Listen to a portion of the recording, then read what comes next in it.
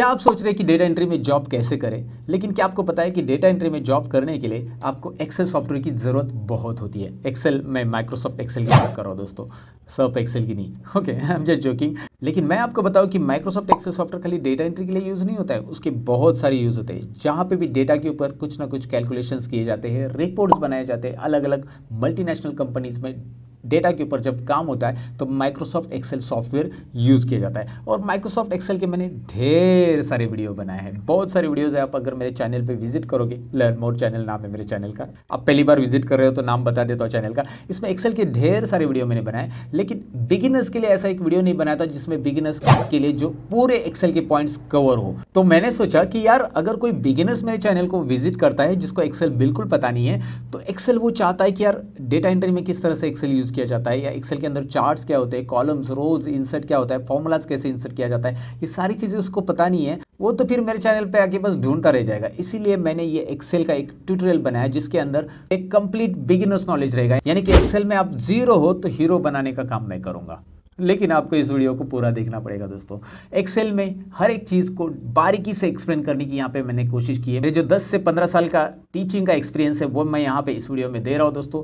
ज़रूर इस वीडियो को आप पूरा देखें, तभी आपको समझ में आएगा कि मैंने कितने डिटेल में इसको एक्सप्लेन किया। क्योंकि इस वीडियो को मैंने इतना लंबा इसलिए बनाया क्योंकि आपको एक ही ट्यूटोरियल में सब कुछ मिले, आपको अलग अलग ट्यूटोरियल ढूंढने की जरूरत ना पड़े, यूट्यूब पे जाकर बार बार ढूंढते रहो कि यार एक्सेल का ये फॉर्मूला कहाँ पे, वो फॉर्मूला कहाँ पे।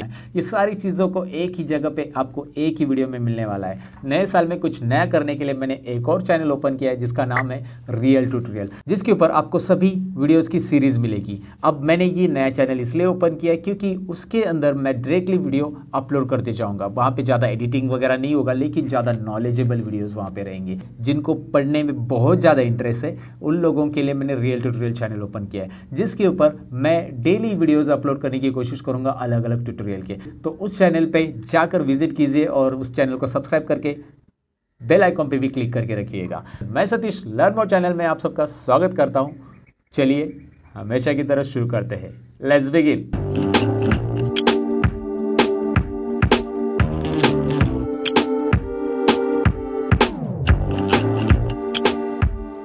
वीडियो में आगे बढ़ने से पहले मैं आपको बताऊं दोस्तों, अगर आप नए हो मेरे चैनल पे, आप सीखना चाहते हैं एक्सेल के tips and tricks, Microsoft office के ट्रिक्स एंड ट्रिक्स, साथ में कंप्यूटर के टोटल सॉफ्टवेयर के टिप्स एंड ट्रिक्स, तो आपको करना होगा मेरा चैनल सब्सक्राइब, और सब्सक्राइब के बाजू में जो घंटी दिख रही है उस पर भी क्लिक कीजिए, ताकि जब भी मैं नया वीडियो डालूं तो आपकी मोबाइल की भी घंटी बजे। तो जैसे कि मैंने आपको इंटर पार्ट से कहा कि आप एक्सेल बिगिनर्स हो, तो ये वीडियो आपको बहुत यूजफुल होने वाला है। तो कैसे? सबसे पहले तो मैं एक्सेल स्टार्ट करके दिखाऊंगा। एक्सेल के हर एक पार्ट को मैं एक्सप्लेन करूंगा। कुछ फॉर्मूलाज रहेंगे जो बेसिक लेवल पे या बिगिनर्स लेवल को पे आपको पता रहने चाहिए, वो भी मैं आपको बताऊंगा। चलिए सबसे पहले हम यहाँ पे एक्सेल स्टार्ट करते हैं। सबसे पहले करना क्या है, यहाँ पे आपको रन कमांड लेना है। आप रन कमांड से स्टार्ट कर सकते हैं। आप सर्च बॉक्स में डायरेक्टली एक्सेल टाइप करेंगे तो भी चलेगा। रन कमांड लेने के लिए आपको स्टार्ट और आर बटन प्रेस करना है, यानी विंडो की प्लस आर। विंडो की प्लस आर स्क्रीन पे मैं आपको दिखा रहा हूँ, और उसके बाद आपको यहाँ पे एक्सेल टाइप करना है। एंड एक्सेल जैसे आप टाइप करोगे, एंटर करोगे, एक्सेल शुरू हो जाएगा दोस्तों। तो जैसे एक्सेल शुरू करूंगा आपके सामने ये स्क्रीन का लेआउट आ जाएगा। इस तरह की स्क्रीन आ जाएगी। अगर आपका एक्सेल 2013 है, 16 है और 10 है तो थोड़ा बहुत चेंजेस रहेगा उसमें, लेकिन यहाँ पे 13 और 16 क्योंकि एक्सेल के अलग अलग वर्जन है। जो भी वर्जन आप यूज़ करते होगे, डोंट वरी, जो मैं टिप्स या ट्रिक्स एक्सेल की बेसिक बिगिनर लेवल की बताने वाला हूँ वो सभी वर्जन में आपको यूज़फुल रहेगी। इसीलिए मैं कौन सा वर्जन यूज़ करता हूँ इससे कोई फ़र्क नहीं पड़ने वाला, आप कौन सा वर्जन यूज़ करें इससे भी कोई फ़र्क नहीं पड़ने वाला। बस आपको एक्सेल के अंदर जितनी भी चीज़ें मैं यहाँ पे पढ़ाने वाला हूँ वो उस वर्जन में काम आएगी, और नहीं आ रही है, उस वर्जन में नहीं दिखाई दे रही है, तो मैं आपको बताऊँगा कि वो चीज़ें उस वर्जन में नहीं है, कौन सी है। ऐसी कुछ चीज़ें हैं जो कि पुराने वर्जन में नहीं है, लेकिन मैं आपको बताऊंगा। फिलहाल तो आपको यहाँ पे बताऊँ कि स्क्रीन में आपको लेफ्ट साइड में जो रिसेंट फाइल दिखाई दे रही है, ये मैंने बनाई हुई फाइल है। जैसे मैं अलग अलग एक्सेल के डेटा पे काम करता हूँ तो उसमें जितनी भी फाइल मैं सेव करता हूँ वो यहाँ पे आ जाती है रिसेंट फाइल के अंदर, राइट। रिसेंट फाइल का बॉक्स आपको दिखाई दे रहा है। इसके बाद आपको ब्लैंक वर्कबुक दिख रहा है, और उसके बाद माइक्रोसॉफ्ट ने आपको कुछ ऑलरेडी फॉर्मूला ट्यूटोरियल से रिलेटेड पहले से कुछ शीट्स दी है, प्री फॉर्मेटेड शीट्स है, यहाँ से आप ले सकते हैं। उसके ऊपर आप यहाँ पे भी देख सकते हैं business, personal, planner and trackers, list, budgets, ऐसे बहुत सारे माइक्रोसॉफ्ट ने दिए हुए रेडीमेड वर्कबुक्स है। तो एक्सेल की फाइल को वर्कबुक्स बोलते हैं, ये तो आपको समझ में आया होगा। और यहाँ पे आपको दिख रहा है ब्लैंक वर्कबुक। सबसे पहले मैं यहाँ पे ब्लैंक वर्कबुक ही लेना चाहूँगा, क्योंकि ब्लैंक वर्कबुक से हमारा इंट्रोडक्शन शुरू होगा ना दोस्तों। अब यहाँ पे आपको ये स्क्रीन जो दिखाई दे रही है, ये एक्सेल का लेआउट है। एक्सेल की स्क्रीन ऐसी रहेगी, और एक्सेल के अंदर अभी डिटेल में जान लेते हैं कि क्या क्या किसको बोलते हैं। सबसे पहले तो मैं आपको यहाँ पे बताऊं कि ऊपर जो दिखाई दे रहा है home, insert, page layout, formulas, data, review, view, मेरे पास कुछ और एक्स्ट्रा भी टैब है। ये कैसा है मैं आपको बताने वाला हूँ वैसे भी, don't worry about it. But ये जो है इसे टैब बोलते हैं। टैब होम के अंदर क्लिक किया तो मैंने यहाँ पे ढेर सारे ऑप्शंस आपको मिलेंगे, और ये होता है एक्सेल का रिबन दोस्तों। रिबन नाम याद रखिएगा, मैं नीचे आपको टेक्स्ट में भी दिखा रहा हूँ, रिबन। ओके, सो इस रिबन के अंदर आपको यहाँ पे दिखाई दे रहा है क्लिपबोर्ड। क्लिपबोर्ड ग्रुप है, उसके बाद फॉन्ट ग्रुप है, उसके बाद अलाइनमेंट ग्रुप है। ये ग्रुप होते हैं। नंबर ग्रुप है, स्टाइल्स ग्रुप है, सेल्स ग्रुप है, एडिटिंग ग्रुप्स है। ये अलग अलग ग्रुप्स है। इस ग्रुप के बारे में भी हम जानेंगे, कैसे इसके अंदर के ऑप्शंस हम ऑपरेट करेंगे। आपको किसी ने बोला कि होम टैब में अलाइनमेंट ग्रुप है और उसके अंदर मर्ज एंड सेंटर है, तो home tab, alignment group and merge and centre. समझ में आपको ये ग्रुप का काम क्या होता है? मतलब ये ग्रुप वाइज कुछ ऑप्शंस डिवाइड हो चुके हैं, इसके लिए यहाँ पे एक ग्रुप दिए हैं, तो आपको ईजी हो जाता है उस ऑप्शन को फाइंड आउट करने के लिए। जैसे आपको बोला कि कंडीशनल फॉर्मेटिंग ये स्टाइल्स में अवेलेबल है होम टैब के अंदर, तो स्टाइल्स ग्रुप आपको होम टैब में ढूंढना है। होम टैब यहाँ पे है, स्टाइल्स ग्रुप यहाँ पे मिल रहा है आपको, और उसके ऊपर कंडीशनल फॉर्मेटिंग यहाँ पे आपको दिखाई दे रहा है। ये भी हम सीखने वाले दोस्तों, डोंट वरी अबाउट इट। सो ये एक वीडियो ऐसा मैं बना रहा हूँ जिसमें आपको बिगिनर्स लेवल में जो जानकारी होनी चाहिए एक्सेल की, वो पूरी यहाँ पे रहेगी, इसीलिए बने रहिएगा।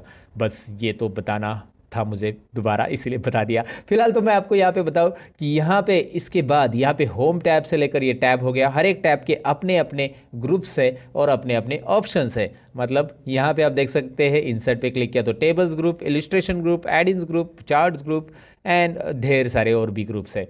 फिलहाल मैं पढ़ नहीं रहा हूँ। वैसे पेज लेआउट है, वैसे फॉर्मूलाज है, डेटा, रिव्यू एंड व्यू है। अब मैं आपको क्या बता रहा हूँ, आगे ज़रा ध्यान दीजिए। अभी क्या है आगे, ये है नेम बॉक्स। अब ये नेम बॉक्स की जानकारी हम आपको डिटेल में देने वाले। इसका नाम याद रखिए, नेम बॉक्स, और जिस सेल में हम क्लिक करेंगे उसका वो नाम बता रहा है, ये भी आपको यहाँ पे समझ में आ जाएगा। जैसे मैं इस बॉक्स में क्लिक कर रहा हूँ, इस बॉक्स को वैसे सेल बोलते हैं एक्सेल में। ये बॉक्स जो है इसे सेल बोला जाता है, CELL, राइट। तो ऑलवेज रिमेंबर दोस्तों, ये सेल जो होता है इसका एक एड्रेस होता है। जैसे यहाँ पे आप देख पाएंगे कि आई कॉलम और रो नंबर 11, इस सेल में मैंने क्लिक किया था, आई यहाँ पे क्लिक किया था, सॉरी, I11, तो I11 यहाँ पे दिखाई दे रहा है आपको नेम बॉक्स के अंदर। अब मैं यहाँ पे क्लिक कर रहा हूँ, A3 दिखाई दे रहा है, इसका नाम क्या है, B3, इसका नाम C3, इसका नाम D3, आप समझ गए होंगे। अब इसमें नेम बॉक्स क्या काम करता है, सेल का नाम दिखाता है, और भी बहुत सारे काम करता है नेम बॉक्स, आपको आगे पता चल जाएगा। नेम बॉक्स के बाद बारी आती है फॉर्मूला बार की। उसी के राइट साइड में यहाँ पे जो आपको दिखाई दे रहा है फॉर्मूला बार। ओके, यहाँ पे ये जो बार है, यानी कि ये वो बार नहीं है जहाँ पे लोग बार बार जाते हैं, ये फॉर्मूला वाला बार है जहाँ पे हमें फॉर्मूला दिखाई देगा दोस्तों, राइट। अब इसमें फॉर्मूला कैसे दिखाई देगा मैं आपको यहाँ पे एक छोटा सा एग्जांपल बताता हूँ। कोई भी सेल के अंदर क्लिक कीजिए, जैसे मैंने यहाँ पे E5 पे क्लिक किया है और इसके अंदर मैं कुछ लिखूंगा। अब मैं यहाँ पे एक बात बताना चाहूँगा कि यार ये आपको जूमिंग में मुझे बार बार जूम करना पड़ रहा है, तो इस बॉक्स की साइज़ में बढ़ाना चाहता हूँ, मतलब ओवरऑल ये जो बॉक्सेस है उनकी सबकी साइज़ एक साथ बढ़ानी है, तो जूम मैं कर सकता हूँ एक्सेल के अंदर। उसके लिए शॉर्टकट की है Alt+V+Z। Alt+V+Z ये शॉर्टकट की मैं यहाँ पे बता रहा हूँ आपको। इसे प्रेस कैसे करना है मैं बता देता हूँ। Alt के बाद V प्रेस करना है, Alt के साथ में V प्रेस कीजिए, आपको कुछ रिजल्ट नहीं आएगा, बाद में आपको Z इंडिविजुअल प्रेस कर देना है। जैसे आप प्रेस करोगे यहाँ पे एक डायलॉग बॉक्स आएगा, जो कि मैं यहाँ पे मिडल में ले रहा हूँ स्क्रीन के, और आपको दिखा रहा हूँ जूम का डायलॉग बॉक्स है, मैग्निफिकेशन। इसमें आप अप एरो और डाउन एरो प्रेस करके, कीबोर्ड के ऊपर से अप और डाउन एरो प्रेस करके आप इसका जूमिंग लेवल डिक्लेयर कर सकते हैं। मैक्सिमम एक्सेल में 400% आप जूमिंग कर सकते हैं, जो कि आप एक कस्टम ऑप्शन दिया है उसमें आप टाइप करके ले सकते हैं। तो कस्टम में टाइप कीजिए 400%, तो 400 हो जाएगा। फिलहाल मुझे ज़रूरत नहीं है, 200 मैंने सिलेक्ट किया है। I will do one thing, okay करेंगे। मैक्सिमम 400 है, मिनिमम 10% जूमिंग। अच्छा, अगर आपको Alt+V+Z से नहीं करना है तो और कौन सा तरीका है जूमिंग करने का, आप कंट्रोल बटन प्रेस करके माउस का स्क्रॉल बार घुमा सकते हैं आगे और पीछे। कीबोर्ड के ऊपर जो कंट्रोल बटन रहता है उसे प्रेस करके रखिएगा, माउस का स्क्रॉल बार आगे और पीछे घुमाएंगे तो क्या होने वाला है आपको पता है, जूम इन जूम आउट होने वाला है, राइट। सो ये आप ट्राई कर सकते हैं, या इसके अलावा कर सकते हैं आप राइट कॉर्नर में, यहाँ पे राइट कॉर्नर में आइए और यहाँ पे आपको जूमिंग के लिए मिल रहा है ऑप्शन, प्लस की तरफ क्लिक करें, मतलब प्लस के ऊपर क्लिक करेंगे तो ये जूम इन होता जाएगा, माइनस पे क्लिक करेंगे तो ये जूम आउट होते जाएगा। ये सिंपल चीज़ें मुझे बताने की ज़्यादा ज़रूरत नहीं, लेकिन मैंने आपको बताया कि शॉर्टकट की से ये कर सकते हैं और कैसे करना है आप ये समझ गए होंगे, राइट। ओके, तो अब यहाँ पे ही आपको समझ में आया कि जूम कैसे करना है। फिलहाल मैं आपको फॉर्मूला बार के बारे में बता रहा था, अब फॉर्मूला बार पे फिर से चले जाते हैं। अब फॉर्मूला बार करेगा क्या, कैसे काम करेगा दिखाता हूँ मैं आपको। यहाँ पे मैं इज इक्वल टू दे रहा हूँ, कोई भी फॉर्मूला लिखना है तो मैं यहाँ पे लिखता हूँ 50 इज इक्वल टू, ये कंपलसरी है एक्सेल के अंदर कोई भी फॉर्मूला के पहले लिखना, because every formula with begins with is equal to sign. ये अंग्रेजी में समझ आता है, हिंदी में बताता हूँ, हर एक formula is equal to sign से शुरू होता है, हर एक फॉर्मूला बराबर साइन से शुरू करते हैं हम, अरे सबको पता है यार। यहाँ पे देखिए 50 प्लस 30 मैंने लिखा, ये प्लस का साइन जो कीबोर्ड के ऊपर प्लस रहता है वो कीज ही है, और माइनस का साइन वहाँ पे माइनस का साइन है। मल्टीप्लिकेशन के लिए आप मल्टीप्लिकेशन यानी एस्ट्रिक का साइन यूज़ कर सकते हैं, और डिवाइड के लिए यहाँ पे स्लैश का साइन है, जो स्क्रीन के ऊपर मैं आपको दिखा रहा हूँ कि कौन सा साइन किसके लिए यूज़ किया जाता है, तो आप ज़रूर कर सकते हैं इसे। यहाँ पे देखिए एक सिंपल कैलकुलेशन हो चुका है, 50 प्लस 30 यहाँ पे आ गया 80। अब मैं यहाँ पे 80 भी लिख रहा हूँ, नीचे मैंने डायरेक्ट 80 टाइप किया, यहाँ पे मैंने 80 कैलकुलेशन किया। आप बोलोगे इतना बेसिक कैलकुलेशन आपको आता नहीं क्या? मैंने आपको दिखाने के लिए किया कि ये होता क्या है। ध्यान से देखिए, फॉर्मूला बार में ऊपर क्या दिख रहा है, जो कि मैंने C4 में कुछ टाइप किया था, दिखाई दे रहा है आपको, C4 सेल में मैंने टाइप किया है 50 प्लस 30, और उसका आंसर तो 80 दिख रहा है सेल में, लेकिन फॉर्मूला बार उसका फॉर्मूला दिखा रहा है। और C5 सेल में क्या हो रहा है, C5 सेल में मैंने डायरेक्टली 80 टाइप किया, राइट। तो 80 टाइप किया तो वहाँ पे कोई फॉर्मूला नहीं आ रहा है। So if there is a formula in your cell it will display formula, if there is a content in your cell it will display content. मतलब फॉर्मूला बार का काम यही होता है दोस्तों। यहाँ पे देखिए फॉर्मूला है तो फॉर्मूला दिखा रहा है, यहाँ पे देखिए सेल में कंटेंट है तो कंटेंट दिख रहा है, टेक्स्ट है तो टेक्स्ट दिखाई देगा। और यहाँ पे नोटिस कीजिए, जब आप टेक्स्ट टाइप करेंगे तो वो लेफ्ट अलाइनमेंट में ऑटोमेटिक आएगा, जो भी टेक्स्ट आप टाइप करो। जैसे मैंने यहाँ पे टाइप किया लर्न मोर, तो ये आपको, ये थोड़ा सा कॉलम की साइज में बढ़ाना बताऊंगा आपको आगे, लेकिन यहाँ पे दिख रहा है ये लेफ्ट साइड में रहेगा और ये रहेगा राइट साइड में। टेक्स्ट हमेशा लेफ्ट साइड में अलाइन करता है और नंबर हमेशा राइट में अलाइन करता है, लेकिन हम उसे अलाइन चेंज कर सकते हैं, left to right, right to left कर सकते हैं। फिलहाल तो फॉर्मूला बार मैंने बताया, और फॉर्मूला बार इतना ही नहीं है जितना दिख रहा है। फॉर्मूला बार को यहाँ पे राइट कॉर्नर से हम एक्सटेंड कर सकते हैं। यहाँ पे एक छोटा सा डाउन एरो दिख रहा है आपको, और इसे आप क्लिक करेंगे तो ये फॉर्मूला बार एक्सटेंड होता है, राइट। ओके, यहाँ पे क्लिक करेंगे, एक्सटेंड मतलब थोड़ा सा फॉर्मूला बार आपको बड़ा दिख रहा है ना, जब ज़रूरी है, जब बहुत बड़ा फॉर्मूला आप लिख रहे हैं तब जाके ये फॉर्मूला बार को एक्सटेंड करने की ज़रूरत आपको पड़ सकती है, जो कि वो लाइन में नहीं बैठा तो वो नीचे की लाइन में आ जाएगा अगर आप वहाँ पे क्लिक करते हो तो, राइट।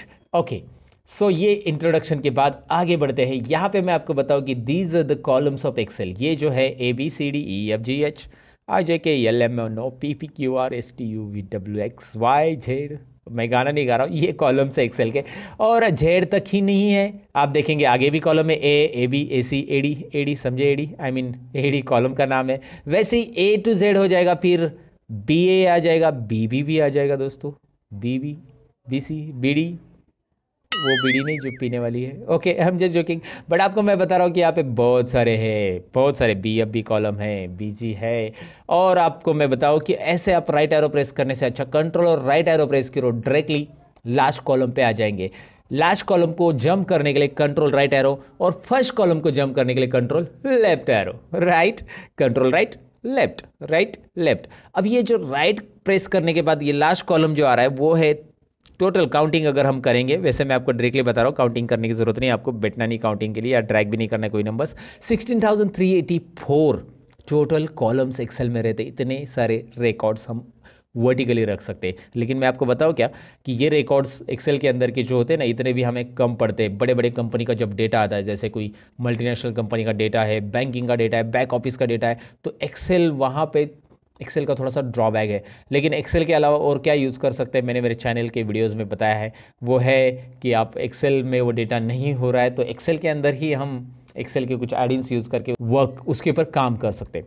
फिलहाल तो मैं आपको बताऊं कि कंट्रोल लेफ्ट और कंट्रोल राइट एरो से हमने यहाँ पे जंप किया था लास्ट कॉलम में, फर्स्ट कॉलम से लास्ट कॉलम 16,384 टोटल कॉलम से एक्सेल में ABCD से लेकर ऐसे। और ऐसे ही आप डाउन एरो प्रेस करोगे तो आपको रोज मिलेंगे ढेर सारे, जो कि आपको दिखाई दे रहा है स्क्रॉल होते जा रहे हैं। लेकिन अभी मुझे लास्ट रो पे जाना है तो मैं थोड़ी डाउन एरो प्रेस करते रहूँगा कीबोर्ड का, मैं कंट्रोल और डाउन एरो प्रेस करूँगा। जी हाँ, control down arrow directly last row, control up arrow directly first row, control down arrow 10,48,576, 10,48,576। इतने सारे रोज है दोस्तों, ओ माय गॉड, इतने सारे रोज, इतने सारा डेटा हम रख सकते हैं। अगर आपका कोई छोटा मोटा डेटा है तो you can easily enter it, but आपका जब बड़ा डेटा आता है तो एक्सेल के अंदर मैं आपको बताऊं कि 1 लाख रो रखने के बाद और उसके ऊपर फॉर्मूला अप्लाई करने के बाद एक्सेल सपोर्ट नहीं करता है। ये एक एक्सेल का कड़वा सच है दोस्तों। जी हाँ, 10 लाख रोज यहाँ पे है, आप 10 लाख का रिकॉर्ड रख सकते हैं, लेकिन जब आप कोई भी 10 लाख सेल्स पे अगर फॉर्मूला अप्लाई करने जाएंगे you will not get proper result, because वो फाइल बहुत हेवी हो जाती है और एक्सेल हेवी फाइल को सपोर्ट नहीं कर पाता है। इसीलिए तो एक्सेल ने 2010 में ये बातें ध्यान में रखी और 2010 के ऑफिस के लिए 2010 से आगे जितना भी वर्जन है, 10, 13, 16 वर्जन जो है या 19 वर्जन है, उसके लिए पावर पाइवट ये लॉन्च किया गया है। पावर पाइवट यहाँ पे आपको एक मेनू दिख रहा है, पावर पाइवट, इसके बारे में मैं वीडियो बनाने वाला हूँ, आप इंटरेस्टेड हो तो पावर पाइवट आगे देखिएगा। लेकिन ये थोड़ा सा एडवांस लेवल या एडवांस एक्सेल के पार्ट में आता है।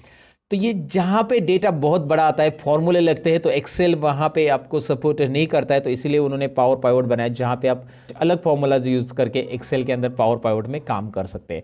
फिलहाल वो बातें तो साइड में रहने दो, हम सीख रहे हैं यहाँ पे कि एक्सेल में इतने सारे रोज रहते हैं, 10,48,576, और पहला रो है हमारा यहाँ पे दिख रहा है control up and down arrow, control right and left arrow. ये जो शॉर्टकट कीज मैं बता रहा हूँ ना, इससे प्रैक्टिस कीजिएगा दोस्तों, तभी तो आपका हाथ बैठ जाएगा कीबोर्ड के ऊपर। और मैंने वैसे एक्सेल के ऊपर 101 शॉर्टकट कीज, मतलब एक्सेल की लगभग सारी शॉर्टकट कीज का एक वीडियो बनाया, काफ़ी इंटरेस्टिंग है, प्रैक्टिकल एक्सप्लेन करके बताया उस वीडियो में मैंने कि किस तरह से हम एक्सेल की ये शॉर्टकट कीज को यूज करके हमारा काम आसान कर सकते हैं। तो ज़रूर उस वीडियो को एक बार चेक कर लेना, उसकी लिंक मैं आपके लिए डिस्क्रिप्शन में दे दूंगा इस वीडियो के। ओके, फिलहाल तो हम यहाँ पे बढ़ते आगे।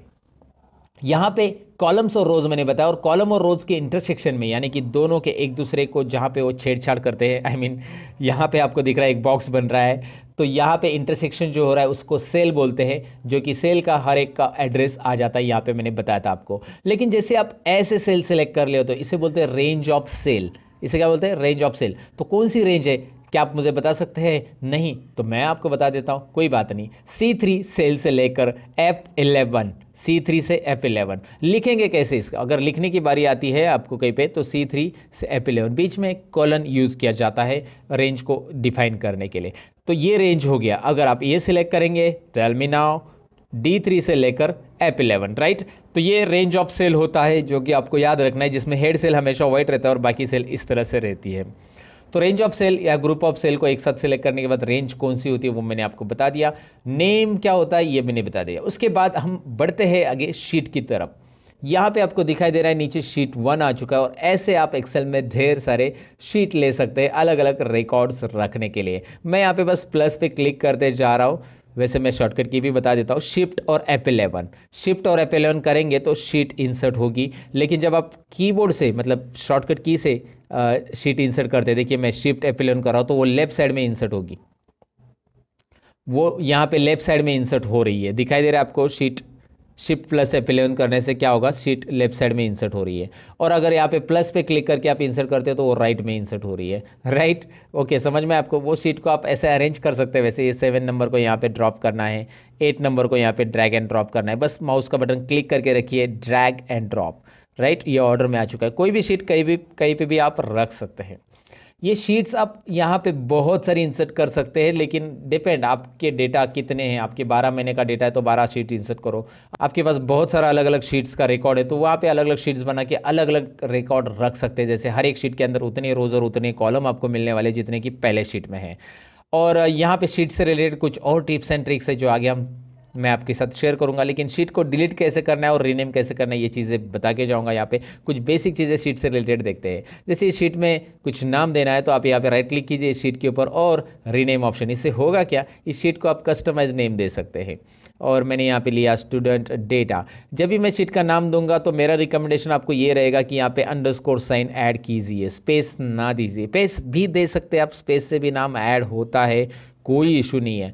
बट मेरा रिकमेंडेशन इसलिए रहेगा क्योंकि आगे जाकर एक्सेल जब एडवांस आप सीखोगे तो आपको ये नाम देने की अगर आदत है तो इस नाम का बेनिफिट ये होता है कि जब आप प्रोग्रामिंग में इस शीट का नाम यूज़ करना चाहते हो तो कर सकते हैं, एक्सेल की VBA कोडिंग में वगैरह। तो इसलिए मैं आपको थोड़ा सा ऐसा प्रिपेयर करूँगा कि भाई आप थोड़े से एडवांस भी जानते हो एक्सेल के अंदर कि एक्सेल के अंदर शीट को नाम कैसे देना है। फिलहाल यहाँ पे मैंने स्पेलिंग मिस्टेक कर दी है, ओके उसको मैंने करेक्ट कर दिया। ओके स्टूडेंट डेटा, ऐसे शीट को आप राइट क्लिक करके रीनेम कर सकते हैं। नहीं चाहिए तो शीट को यहाँ से आप डिलीट कर सकते हैं, या आप ऊपर इंसर्ट है इंसर्ट भी कर सकते हैं शीट को। इसी शीट का कॉपी बनाना है कॉपी कर सकते हैं। इसका कोड भी है, प्रोटेक्ट भी है, इसका टैब कलर भी है। कोड प्रोटेक्ट जो है वो आगे देखने वाले हैं। फिलहाल टैब कलर देखिए, यहाँ पे टैब कलर मैं दे रहा हूँ। हर एक शीट को अलग अलग कलर देके आप इस तरह से फॉर्मेटिंग रख सकते हैं दोस्तों, राइट। सो ये तो चीज़ें आपको समझ में आई कि शीट कैसे इंसर्ट करते हैं, डिलीट कैसे करना है। लेकिन एक बात मैं यहाँ पे बताना चाहूँगा, शीट के अंदर मैंने कुछ कंटेंट लिखे हैं and after that I am going to delete this sheet. Right now I am going to delete, so it will show you one message. एक शीट का मैसेज आ रहा है, Microsoft Excel will permanently delete this sheet, do you want to continue. ये Excel क्या कर रहा है, पूरी की पूरी शीट परमानेंटली डिलीट कर रहा है। अगर आप इसे डिलीट करते हो तो आपको डेटा मिलने वाला नहीं है। मैंने डिलीट कर दिया, आप बोलोगे मैं अंडू कर सकता हूँ, नहीं होगा अंडू। कंट्रोल Z यहाँ पे नहीं चलेगा दोस्तों, कंट्रोल Z चलेगा बस आप जब शीट के अंदर के कुछ डेटा डिलीट करते, जैसे यहाँ पे डेटा डिलीट कर दिया, गलती से डिलीट हो गया, तो एक्सेल ने हमें दिया है अंडू या माइक्रोसॉफ्ट ने हमें दिया है अंडू। हमारी गलतियाँ माइक्रोसॉफ्ट हमें माफ़ करता है, एक नहीं 100 गलतियाँ भी अंडू कर सकते हैं हम, लाइफ में नहीं कर सकते, इतना याद रखना। I am just joking. Okay तो यहाँ पे अंडू कर दिया मैंने, कंट्रोल Z से अंडू हो गया, राइट। तो शीट के अंदर का डेटा डिलीट हो गया तो कोई बात नहीं, लेकिन शीट डिलीट हो गई तो वो अंडू नहीं होती, इसीलिए उसका डेटा चाहिए या नहीं चाहिए वो आपको कंफर्म करना है। यहाँ पे परमानेंट डिलीट हो रहा है, परमानेंट डिलीट तो आप समझ गए होंगे, राइट। तो आपको यहाँ पे शीट डिलीटेशन के बारे में एक चीज़ मुझे बतानी थी, मैंने बता दी। शीट प्रोटेक्शन और बाकी सारी चीज़ें जो है शीट से रिलेटेड आगे सीखने वाले हैं। इंट्रोडक्शन में आगे मैं आपको बताऊंगा कि एक्सेल की स्क्रीन को आपको छोटा करना है तो उसके लिए मतलब रिस्टोर करना है स्क्रीन को, तो उसके लिए शॉर्टकट की मैं बता रहा हूँ, अल्ट स्पेस और R बटन प्रेस कीजिए। देखिए alt space R, alt space X, interesting है, अल्ट स्पेस R स्मॉल हो गया, अल्ट स्पेस X। इस तरह से एक्सेल की स्क्रीन को आप छोटा बड़ा कर सकते हैं। ये शॉर्टकट कीज एक इंपॉर्टेंट है जो कि मैंने आपको बता दी। यहाँ पे आगे चलते हैं अभी डेटा के ऊपर और काम करते हैं कुछ एक्सेल के अंदर, साथ में उसकी फाइल कैसे सेव होती है, कौन कौन से फॉर्मेट में सेव किया जाता है, ये चीज़ें भी हम यहाँ पे देखते हैं। तो इंट्रोडक्शन के बाद अब नेक्स्ट पार्ट की तरफ बढ़ते हैं जिसमें डेटा टाइपिंग कैसे करना है यहाँ पे देखेंगे। एक्सेल के अंदर डेटा एंट्री होता है, ये आपने सुना ही होगा, लेकिन डेटा एंट्री कैसे करना है आपके सबके मन में ये क्वेश्चन रहेगा। तो सबसे पहले तो मैं क्या करता हूँ, इस वर्कबुक, ये दिख रहा है बुक 1 आ चुका है, इसको मुझे अभी क्लोज करना है, मुझे नया बुक लेना है, तो मैं कंट्रोल W करूँगा, कंट्रोल W क्लोज बुक। ये जो है एक्सेल वर्कबुक नहीं क्लोज होगा, जो हमारा ओपन बुक है, ओपन फाइल है एक्सेल की, वो क्लोज होगी। So do you want to save it, हमें सेव नहीं करना है, डोंट सेव पे मैं क्लिक करता हूँ। कंट्रोल N करूंगा नया वर्कबुक लेने के लिए, जहां पे आपको दिखाई दे रहा है नीचे आप देख सकते हैं शीट 1 नया फ्रेश आ चुका है, इस वर्कबुक का नाम देख सकते हैं बुक 2 आ चुका है, right. Okay so now I will do one thing, पहले तो इसे जूम करूंगा, अल्ट V Z, हमेशा की तरह जूम हो गया। इसमें अभी कंटेंट टाइप करने के लिए मैं कोई भी रिकॉर्ड लेता हूं जो कि आपके फैमिलियर रहेगा, आपको पहचान का रहेगा, आपको इजी लगेगा, ऐसा डेटा जो कि हमने देखा रहेगा वो लेता हूं। सीरियल नंबर लेने के बाद मैंने लिया नेम ऑफ स्टूडेंट, आप कुछ भी ले लीजिए, एम्प्लॉय लीजिए या कुछ और। तो यहाँ पे देखिए बी और सी कॉलम के अंदर यहाँ पे आपको दिखाई दे रहा है कि बी कॉलम के अंदर के कंटेंट सी में जा चुके हैं। ऐसा होना चाहिए क्या? नहीं, बी ने सी की जगह भी ले लिए, नहीं बी ने बी की जगह लेनी चाहिए, तो बी को जगह थोड़ी सी बड़ी चाहिए। इसके लिए हम करेंगे क्या, यहाँ पे बी और सी कॉलम के बीच में माउस लेके आएंगे। बी और सी कॉलम के बीच में जब हम माउस लाएंगे you will find out arrow, दिखाई दे रहा है ना। इससे क्या होगा, इससे आप ड्रैग कीजिए क्लिक करके, माउस से साइज बढ़ेगी, या फिर आप डबल क्लिक कीजिए, देखिए डबल क्लिक किया तो भी चलेगा, या ड्रैग करेंगे तो भी चलेगा। इट्स अप टू यू कि आपको क्या करना है। यहाँ पे कैसे करना है। डबल क्लिक करने और ड्रैग करने में फ़र्क क्या होता है? ड्रैग करने में आप एक्स्ट्रा साइज़ भी बढ़ा सकते हैं, लेकिन डबल क्लिक जब आप करते हो तो जितने कंटेंट की साइज़ है उतनी ही हो जाती है। अच्छा, इसके लिए कीबोर्ड का शॉर्टकट की भी है, मैं आपको बताऊंगा आगे। चलिए आगे देखेंगे कीबोर्ड से कैसे होगा वो भी। फिलहाल आपको मैं यहाँ पे बताता हूँ सब्जेक्ट 1, सब्जेक्ट 2, सब्जेक्ट 3, और यहाँ पे हम टोटल करेंगे।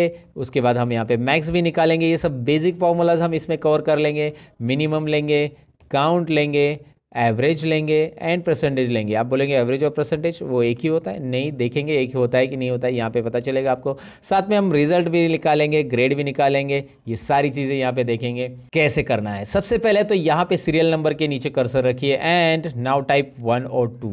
यहाँ पे आपको 1 और 2 टाइप करना है। यहाँ पे आपको दिख रहा है ये जो है मैंने कंटेंट टाइप किए हैं, तो मुझे क्या करना है, यहाँ पे इसे ड्रैग करना है। तो मैं क्या करूँगा, अब मैं 1 और 2 को दोनों को सिलेक्ट कर चुका और इस कॉर्नर पे माउस लेके आ रहा हूँ, जिसको हम फिल हैंडल बोलते हैं। ये जो छोटा सा नन्ना सा प्लस दिख रहा है ना, ब्लैक वाला, ये छोटा प्लस हम यहाँ पे क्या करेंगे, इसे ड्रैग करेंगे। इस फिल हैंडल से ड्रैग करेंगे तो क्या होगा, सीरियली फिल होगा।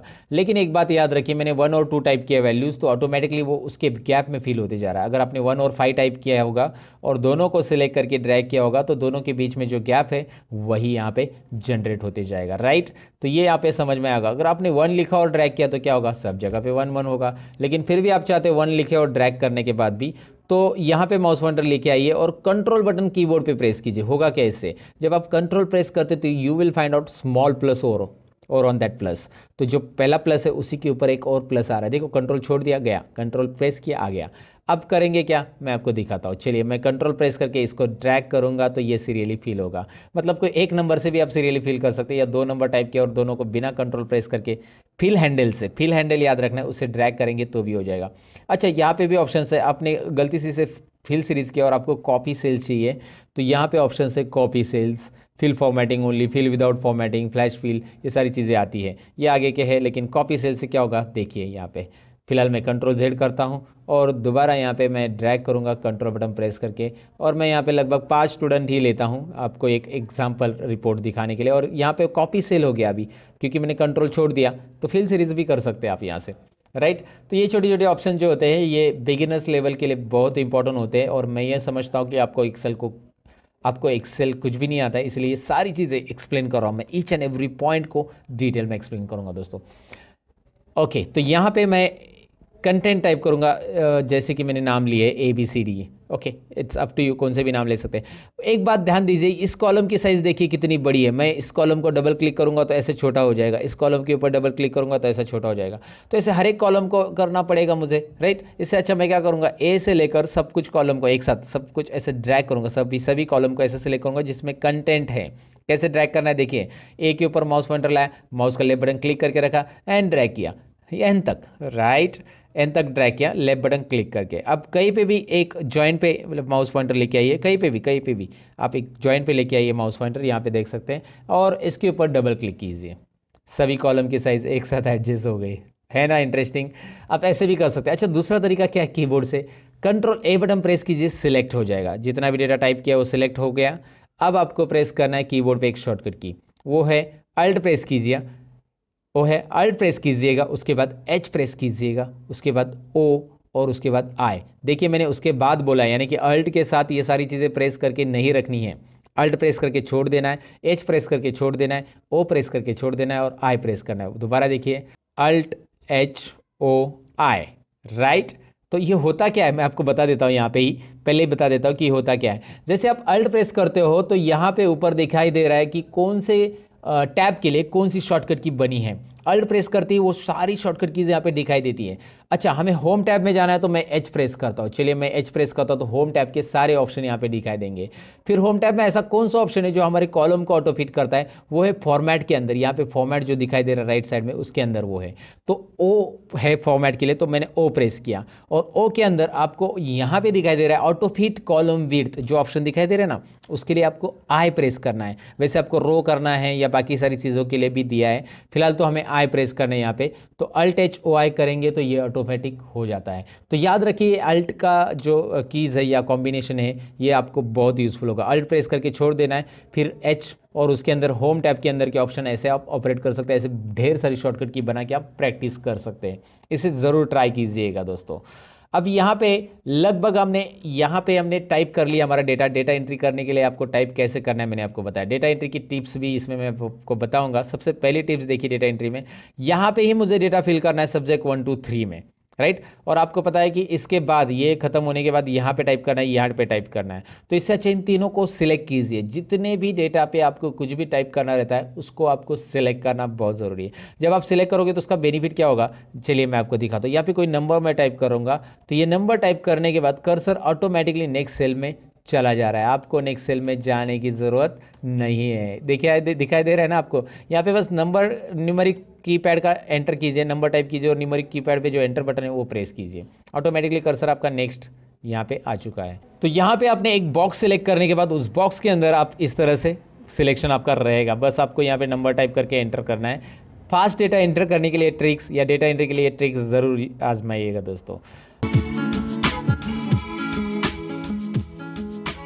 अच्छा, अब इसकी टोटल कैसे करते देखिए। यहाँ पे तीनों को सिलेक्ट कर रहा हूँ मैं और तीनों को सिलेक्ट करने के बाद इसका टोटल आता है 142। देखिए इन तीनों को सिलेक्ट करता हूँ, इसका टोटल आता है 118। इन तीनों को सिलेक्ट करो, इसका टोटल आ रहा है 76। मैं इतना फास्ट कैलकुलेशन कैसे कर रहा हूँ, मैं नहीं कर रहा हूँ दोस्तों, एक्सेल खुद कर रहा है। तो जैसे मैं इसे सिलेक्ट कर रहा हूँ, यहाँ पे बॉटम में देखिए मैं यहाँ पे दिखा रहा हूँ आपको सम और काउंट और एवरेज तीनों भी आ रहा है, राइट। यहाँ पे मैं देख के बता रहा हूँ आपको, मैं खुद कैलकुलेशन नहीं कर रहा हूँ। तो यहाँ पे सिंपल है, आपको करना क्या, इन तीनों को सिलेक्ट, यहाँ पे टोटल आ रही है, लेकिन ये टोटल मुझे यहाँ पे चाहिए। तो आई डू वन थिंग, यहाँ पे दिखाई दे रहा है राइट कॉर्नर में, होम टैब में राइट कॉर्नर में ऑटो सम ऑप्शन दिखाई दे रहा है। इस पर आप क्लिक करेंगे ना डायरेक्टली इस ऑटो सम पे, तो यहाँ पे डायरेक्टली ऑटो सम कर लेगा और उसके अंदर एक प्री डिफाइंड फॉर्मूला आता है जिसको एक्सेल में बोला जाता है फंक्शन। ये है एक्सेल का सम फंक्शन। सबसे पहला फंक्शन हम सीख रहे हैं जिसमें ऑटोमेटिक टोटल करेंगे, और ये होता है एक्सेल में predefined formula. Always remember कि predefined formula in Excel is called a function. Excel में फॉर्मूला और फंक्शन ये दो अलग अलग वर्ड क्यों हैं, क्योंकि फंक्शन यानी कि एक्सेल के अंदर हम कोई भी फॉर्मूला नहीं लगाएंगे, जो पहले से दिया रहेगा उसके अंदर कोई भी मैथमेटिकल साइन हम नहीं ऐड करेंगे। यहाँ पे दिख रहा है हमने प्लस का साइन नहीं ऐड किया है, फिर भी हमें इसकी टोटल मिल रही है। तो पहले से डिफाइन किया गया फॉर्मूला जो होता है उसे हम एक्सेल में फंक्शन बोलते हैं। और अगर हमें इसकी टोटल करनी होती, मैं डिलीट कर रहा हूँ इसे, अगर इसे हमें टोटल करनी है तो मैं इज इक्वल टू करूँगा, इस सेल पे क्लिक करूँगा, ये है C2 जो कि एड्रेस दिखाई दे रहा है उसका, प्लस ये D2 प्लस ये है E2। इस तरह का ये जो होगा ये हमारा फॉर्मूला है। सो फॉर्मूला और फंक्शन में यहाँ पे समझने की कोशिश कीजिए कि उसका एक्चुअली फॉर्मूला क्या होता है। एक्सेल में ये फॉर्मूला है जो कि कस्टमाइज दिया हमने, और इसके पहले जो किया था वो फंक्शन है। और यहाँ पे मैं इसके ऊपर डबल क्लिक करूँगा तो सारे आंसर आ गए, मुझे बार बार फॉर्मूला देने की ज़रूरत नहीं है दोस्तों। तो आपको ये समझ में, डिलीट कर देता हूँ मैं, फंक्शन के साथ करूँगा। फंक्शन के लिए शॉर्टकट की भी है, मैं यहाँ पे क्लिक करूँगा तो ये आ रहा है ना, दिखाई दे रहा है ना, आ रहा है। इसको मैं शॉर्टकट की से एक्सेस करता हूँ। अल्ट इज इक्वल टू क्या प्रेस करना है कीबोर्ड पे, अल्ट और इज इक्वल टू प्रेस करना है। अल्ट और इज इक्वल टू प्रेस करने के बाद आपको डायरेक्टली मिलेगा टोटल का यहाँ पे फंक्शन। टोटल मतलब सम का function. Okay, some C2 to E2, वो बता रहा है कि C2 से E2 में जितने भी नंबर है वो फंक्शन में ऐड होंगे, वो सम फंक्शन में इंक्लूड होंगे, उतने नंबर्स ऐड होके यहाँ पे रिजल्ट आएगा।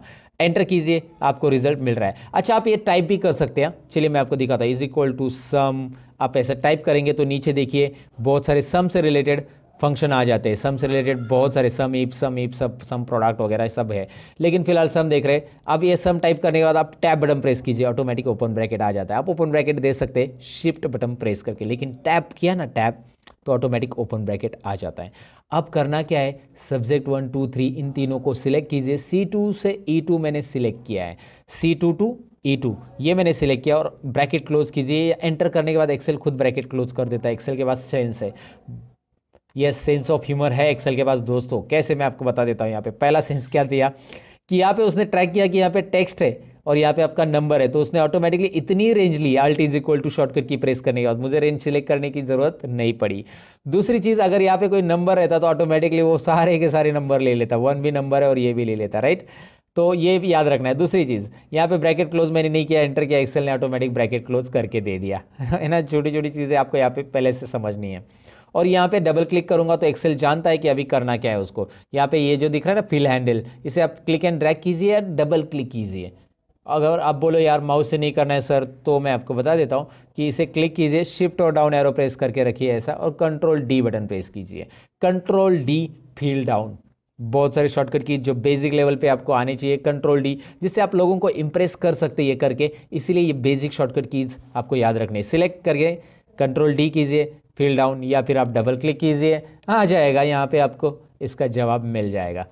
तो मैंने आपको बताया कि इसका टोटल कैसे निकालना है। टोटल निकालने का जो प्री डिफाइंड सम है वो क्या होता है, फॉर्मूला भी हम दे सकते हैं, लेकिन फॉर्मूला देंगे तो वो बहुत लंबा भी हो जाता है, पेचीदा भी हो जाएगा, बराबर ना। सपोज एग्जांपल ले लो ना, लाइक आपको इसकी टोटल करनी है, इसकी टोटल करनी है, इसकी, तो इसके लिए 5 सेल है, 1 2 3 4 5 सेल, तो इतना बड़ा फॉर्मूला देने से अच्छा क्लिक कीजिए, अल्ट इज इक्वल टू कीजिए और एंटर बटन प्रेस कीजिए, राइट। यहाँ पे भी क्लिक कीजिए, अल्ट इज इक्वल टू कीजिए, एंटर बटन प्रेस कीजिए, ऐसे आप इसकी टोटल कर सकते हैं। अल्ट इज इक्वल टू से होता क्या है समझ में आपको। फिलहाल तो यहाँ पे अल्ट इज इक्वल टू इसकी टोटल, और यहाँ पे डबल क्लिक आ गया। मैक्स निकालने के लिए यहाँ पे ऑटो सम के अंदर जो कॉर्नर में, राइट कॉर्नर में आपको दिखाई दे रहा है, इसके अंदर आपको max, mean, count numbers, average और सम तो हमने निकाल लिया। तो अभी मैक्स निकालना है, तो मैं मैक्स पे क्लिक करता हूँ। यहाँ पे उसने क्या कर लिया, बाय डिफॉल्ट लेफ्ट साइड के सभी नंबर ले लिए। देखिए अब मैंने आपको बताया था एक्सेल में सेंस है, आप बोलोगे यार मुझे तो सब्जेक्ट 1 2 3 इन तीनों में से मैक्सिमम निकालना है, टोटल नहीं लेना है। तो एक्सेल ने क्यों लिया टोटल, क्योंकि भाई एक्सेल को नंबर मिल रहा है और नंबर ऑटोमेटिक एक्सेल ट्रैक करेगा। अब करना क्या है, आपको इन तीनों को सिलेक्ट करना है ना, ड्रैग करके माउस का पॉइंटर 45 से लेकर 65 तक ड्रैग कीजिए। Max C2 to E2 formula दिख रहा है आपको आगे, आई मीन फंक्शन दिख रहा है आपको आगे, ये मैक्सिमम निकालेगा। डबल क्लिक कीजिए, ये मैक्स, इनमें तीनों में कौन सा मैक्सिमम मार्क्स है वो आपको यहाँ पे डिस्प्ले करेगा। वैसे आप मिनिमम भी डिस्प्ले कर सकते हैं। करना क्या है, मिनिमम के लिए आपको सिंपल देना है, यहाँ पे is equal to sign minimum MIN type कीजिए, उसके बाद टैब बटन प्रेस कीजिए, आप यहाँ पे इसे सिलेक्ट कीजिए, तीनों सब्जेक्ट को एंटर कीजिए। फॉर्मूला आप टाइप करके भी कर सकते हैं। करना क्या है मैंने आपको बताया, देखिए काउंट में बताता हूँ। करना क्या है, is equal to COUNT, UN type किया तो भी ऑटोमेटिक नीचे हाईलाइट हो रहा है। उसके बाद नीचे जैसे ही वो ब्लू कलर में हाईलाइट होता है वो फॉर्मूला जो भी हमारा रिक्वायर्ड है, टैब बटन प्रेस करने से आगे का T वगैरह टाइप करने की जरूरत नहीं पड़ेगी। फिर आप इन तीनों को सिलेक्ट करेंगे, फिर आप क्लोज करेंगे ब्रैकेट को, फिर आप एंटर करेंगे और फिर आप ही करेंगे सब कुछ। यहाँ पे डबल क्लिक करना है, दोनों को एक साथ सिलेक्ट करके मैंने डबल क्लिक किया। ये फॉर्मूलाज वहाँ से भी आप ले सकते हैं ऑटो सम से, लेकिन मैंने इसको बताया इस तरह से। अच्छा आपने बोला कि सर जैसे इसको अल्ट इज इक्वल टू से किया, वैसे ये नहीं होगा क्या कोई शॉर्टकट की से, राइट ना, शॉर्टकट की से भी तो होना चाहिए। दरअसल इसके लिए शॉर्टकट कीज मैंने आपको बताई है। आप बोलोगे यार कभी बताइए, अभी तो मैं एक्सपेंशन पढ़ाया, मैंने बताया था आपको अल्ट करिए, H कीजिए, H करने के बाद ऑटो सम के लिए क्या आता है देखिए वहाँ पे, ज़रा ध्यान से देखिए, मैं जूम करके भी बता रहा हूँ। वहाँ पे ऑटो सम के लिए क्या आ रहा है, U आ रहा है, U आ रहा है तो मैं U प्रेस करता हूँ और U के अंदर मैक्स निकालना है तो M, राइट। अब यहाँ पे आपको माउस यूज़ नहीं करना पड़ा, right, alt H U M, shift और लेफ्ट एरो प्रेस करूँगा क्योंकि मैंने यहाँ पे जो सिलेक्शन देखा था वो 3 सेल का चाहिए था मुझे और 4 सेल का आ रहा है। शिफ्ट और left arrow, shift button hold down करके लेफ्ट एरो कीबोर्ड का प्रेस करने से एक सिलेक्शन, एक सेल कम होगी और एंटर कीजिए। क्या हो रहा है ज़रा देखिए, वापस देखिए, अल्ट H U और I यानी मिनिमम, शिफ्ट और लेफ्ट एरो कितनी बार, 2 बार, एंटर। मैंने माउस को हाथ ही नहीं लगाया, इसके लिए माउस की ज़रूरत ही नहीं पड़ी मुझे। एक बार आपकी प्रैक्टिस होगी ना तो आपको माउस की ज़रूरत ही नहीं यार, मतलब मैं आपको बता रहा हूँ, वैसे माउस की ज़रूरत पड़ती है कभी कभी चार्ट्स वगैरह के लिए, लेकिन फिलहाल ऐसे डेटा के लिए तो ज़रूरी नहीं जहाँ पे फॉर्मूलाज आपको ईजिली अप्लाई करने हैं। Alt H home tab, U auto sum और काउंट नंबर्स के लिए है C, राइट। वहाँ पे आप देख सकते हैं राइट साइड में जो छोटा सा बॉक्स आ रहा है, छोटा सा नन्हा सा प्यारा सा बॉक्स में देख सकते हैं, सम के लिए यस था, एवरेज के लिए A है, काउंट के लिए C है, मैक्सिमम के लिए M है, मिनिमम के लिए I है। फिलहाल C प्रेस करते हैं और यहाँ पे 6 सेल सिलेक्ट हो गए C2 to H2। तो करेंगे क्या, कीबोर्ड से करना है, माउस से तो आप कर सकते हैं लेकिन कीबोर्ड से करना है तो शिफ्ट लेफ्ट एरो 3 बार, क्योंकि 3 सेल रिमूव करने हैं, एंटर कीजिए। Alt H U A, average के लिए शिफ्ट लेफ्ट एरो 4 बार और एंटर कीजिए, राइट। अब मुझे ये भी कीबोर्ड से ही करना है तो मैं करूँगा क्या, शिफ्ट और राइट एरो, फिर शिफ्ट और डाउन एरो और फिर control D, right. Okay, got it दोस्तों। तो ये आपको समझ में आया कि मैंने मैक्स, मीन, काउंट, एवरेज कैसे निकाला। इंटरेस्टिंग है, कोई डिफिकल्टी नहीं है इसमें, कीबोर्ड से कैसे करना है, माउस से कैसे करना है, दोनों चीज़ें मैंने आपको बताई। अच्छा एक बात, एक सवाल मैं आपको पूछना चाहूँगा यहाँ पे कि एवरेज और परसेंटेज सेम रहते हैं क्या? ज़रा मुझे कमेंट सेक्शन में ज़रा बता देना कि एवरेज और परसेंटेज सेम रहते हैं क्या। आप अपना आंसर चेक कर लेना, कमेंट में पहले आंसर लिख देना और फिर यहाँ पे मैं आपको आंसर बता रहा हूँ। एवरेज और परसेंटेज सेम रहते हैं या नहीं रहते हैं, यहाँ पे आपको पता चलेगा, खुद मैं कैलकुलेट कर रहा हूँ। मैं इसका ज़रा कॉलम की साइज़ बढ़ा लूँगा क्योंकि एवरेज जो है पॉइंट्स में आता है और वो पॉइंट्स नहीं दिख रहे थे, तो मैंने कॉलम की साइज़ बढ़ा दी। लेकिन यहाँ पे ज़्यादा डेसिमल आ रहे हैं, इतने ज़्यादा डेसिमल प्लेसेस हमें चाहिए कि देखिए कॉलम की साइज़ बढ़ाइए, इतने सारे डेसिमल आ रहे हैं। तो डेसिमल प्लेसेस को अगर कम ज़्यादा करना है या एक पर्टिकुलर डेसिमल में रखना है, तो यहाँ पे होम टैब में आपको ऑप्शन दिया गया है नंबर फॉर्मेट में, ये नंबर ग्रुप दिख रहा है ना, उसमें आपको यहाँ पे ये जो ऑप्शन दिखाई दे रहा है डिक्रीज डेसिमल है, और यहाँ पे मैं डिक्रीज कर दिया पूरा का पूरा, लेकिन मुझे यहाँ पे राउंड फिगर मिलेगा फिर, तो मैं इंक्रीज डेसिमल पे क्लिक करूँगा। इंक्रीज डेसिमल पे क्लिक जैसे करूँगा 1 2, ये इंक्रीज और डिक्रीज डेसिमल यहाँ पे याद रखना है, इंक्रीज डेसिमल डिक्रीज डेसिमल। सो यहाँ पे बस क्लिक करेंगे तो आपको मिल जाएगा वो ऑप्शंस।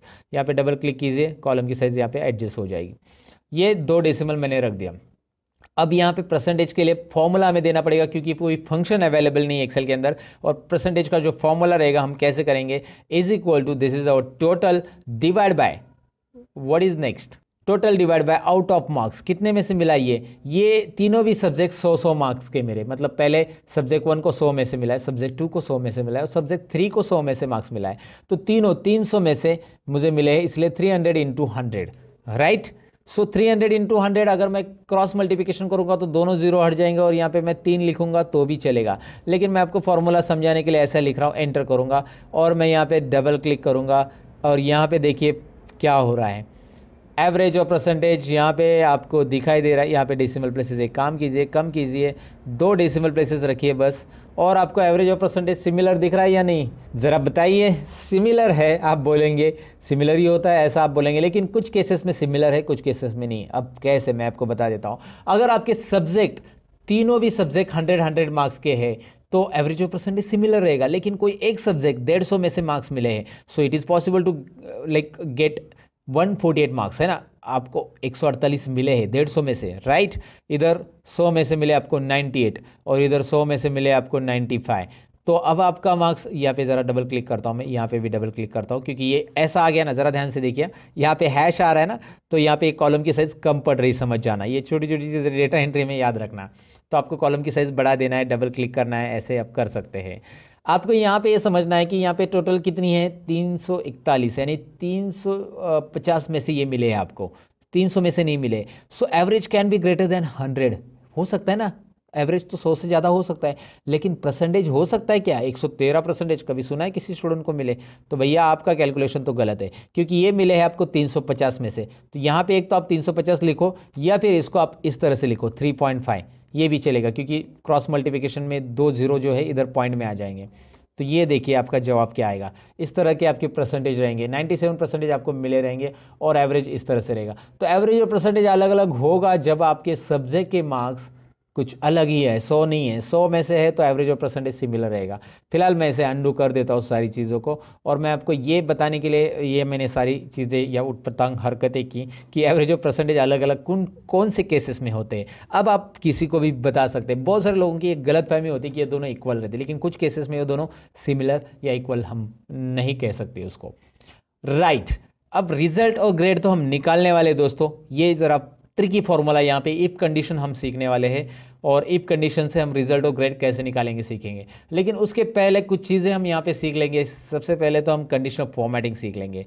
अब कंडीशनल फॉर्मेटिंग इनके ऊपर मुझे देनी है, सब्जेक्ट 1 2 3 को मैंने सिलेक्ट किया है।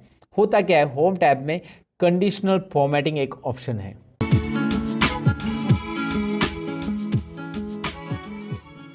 तो यहाँ पे जो कंडीशनल फॉर्मेटिंग ऑप्शन दिखाई दे रहा है उसका काम क्या है मैं आपको बता देता हूँ। जैसे आप उस पर क्लिक करोगे, highlight cells rules, top bottom rules, data bars, colour scale, icon set, ढेर सारी चीज़ें आ रही है। तो यहाँ पे हाईलाइट सेल्स रूल्स हम सीखने वाले हैं। एडवांस कंडीशनल फॉर्मेटिंग भी होता है जो कि मैं आपको आगे बताऊंगा। फिलहाल तो हम बेसिक चीज़ें पहले सीख लेते हैं इजीली। यहाँ पे कुछ हाईलाइट सेल्स रूल्स आपको दिखाई दे रहे हैं जिसमें आपको greater than, less than, between, equal to, text that contains data occurring and duplicate values, right.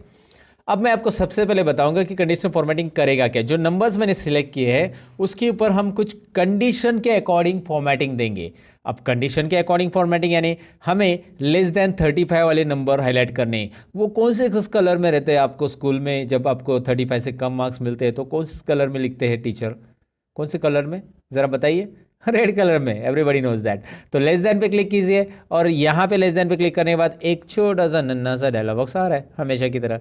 और इस डायलॉग बॉक्स में मैं क्या कर रहा हूँ, जो 38 दिख रहा है वहाँ पे मैंने 38 किया है। और 35 करने के बाद आप देख सकते हैं ऑटोमेटिकली 35 से जो भी कम है सब्जेक्ट 1 2 3 में, तीनों में भी 35 से जितने भी कम है वो रेड कलर में बैकग्राउंड के साथ वो हाईलाइट हो रहे हैं। मुझे ये कलर नहीं चाहिए तो मैं यहाँ पे कलर कस्टमाइज कर सकता हूँ। और करने के लिए बस आपको यहाँ पे कस्टमाइज करने के लिए बस आपको यहाँ पे कस्टम फॉर्मेट पे क्लिक करना होगा। नीचे दिखाई दे रहा है कस्टम फॉर्मेट ऑप्शन है, जैसे आप इस ड्रॉप डाउन पे क्लिक कर देते हो।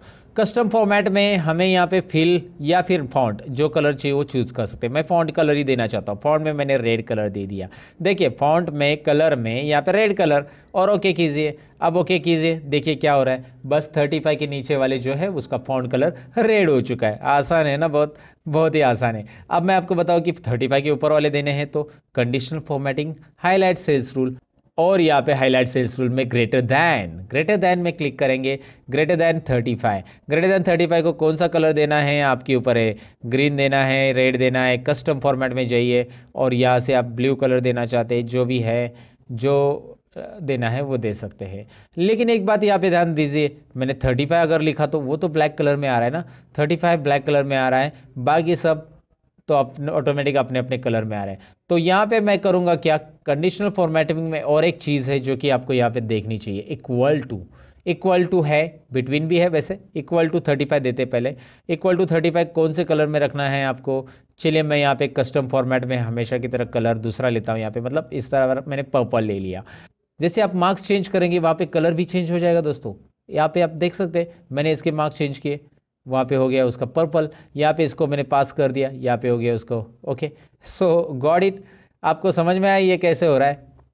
ओके अब मुझे यहाँ पे कोई बिटवीन मार्क्स हाईलाइट करने हैं, जैसे मुझे 150 टू 175 के बीच में हाईलाइट करने हैं, तो मैंने इसको सिलेक्ट किया, कंडीशनल फॉर्मेटिंग और बिटवीन पे क्लिक किया। सिंपल है, बिटवीन में 150 टू 170 मैंने दे दिया, तो मैंने दे दिया और जस्ट मैंने कोई भी कलर यहाँ पे सिलेक्ट कर लिया और ओके किया। दिखाई दे रहा है आपको 150 टू 175 के या जो भी आप फॉर्मेट दोगे उसके बीच में यहाँ पे नंबर हाईलाइट हो जाएंगे।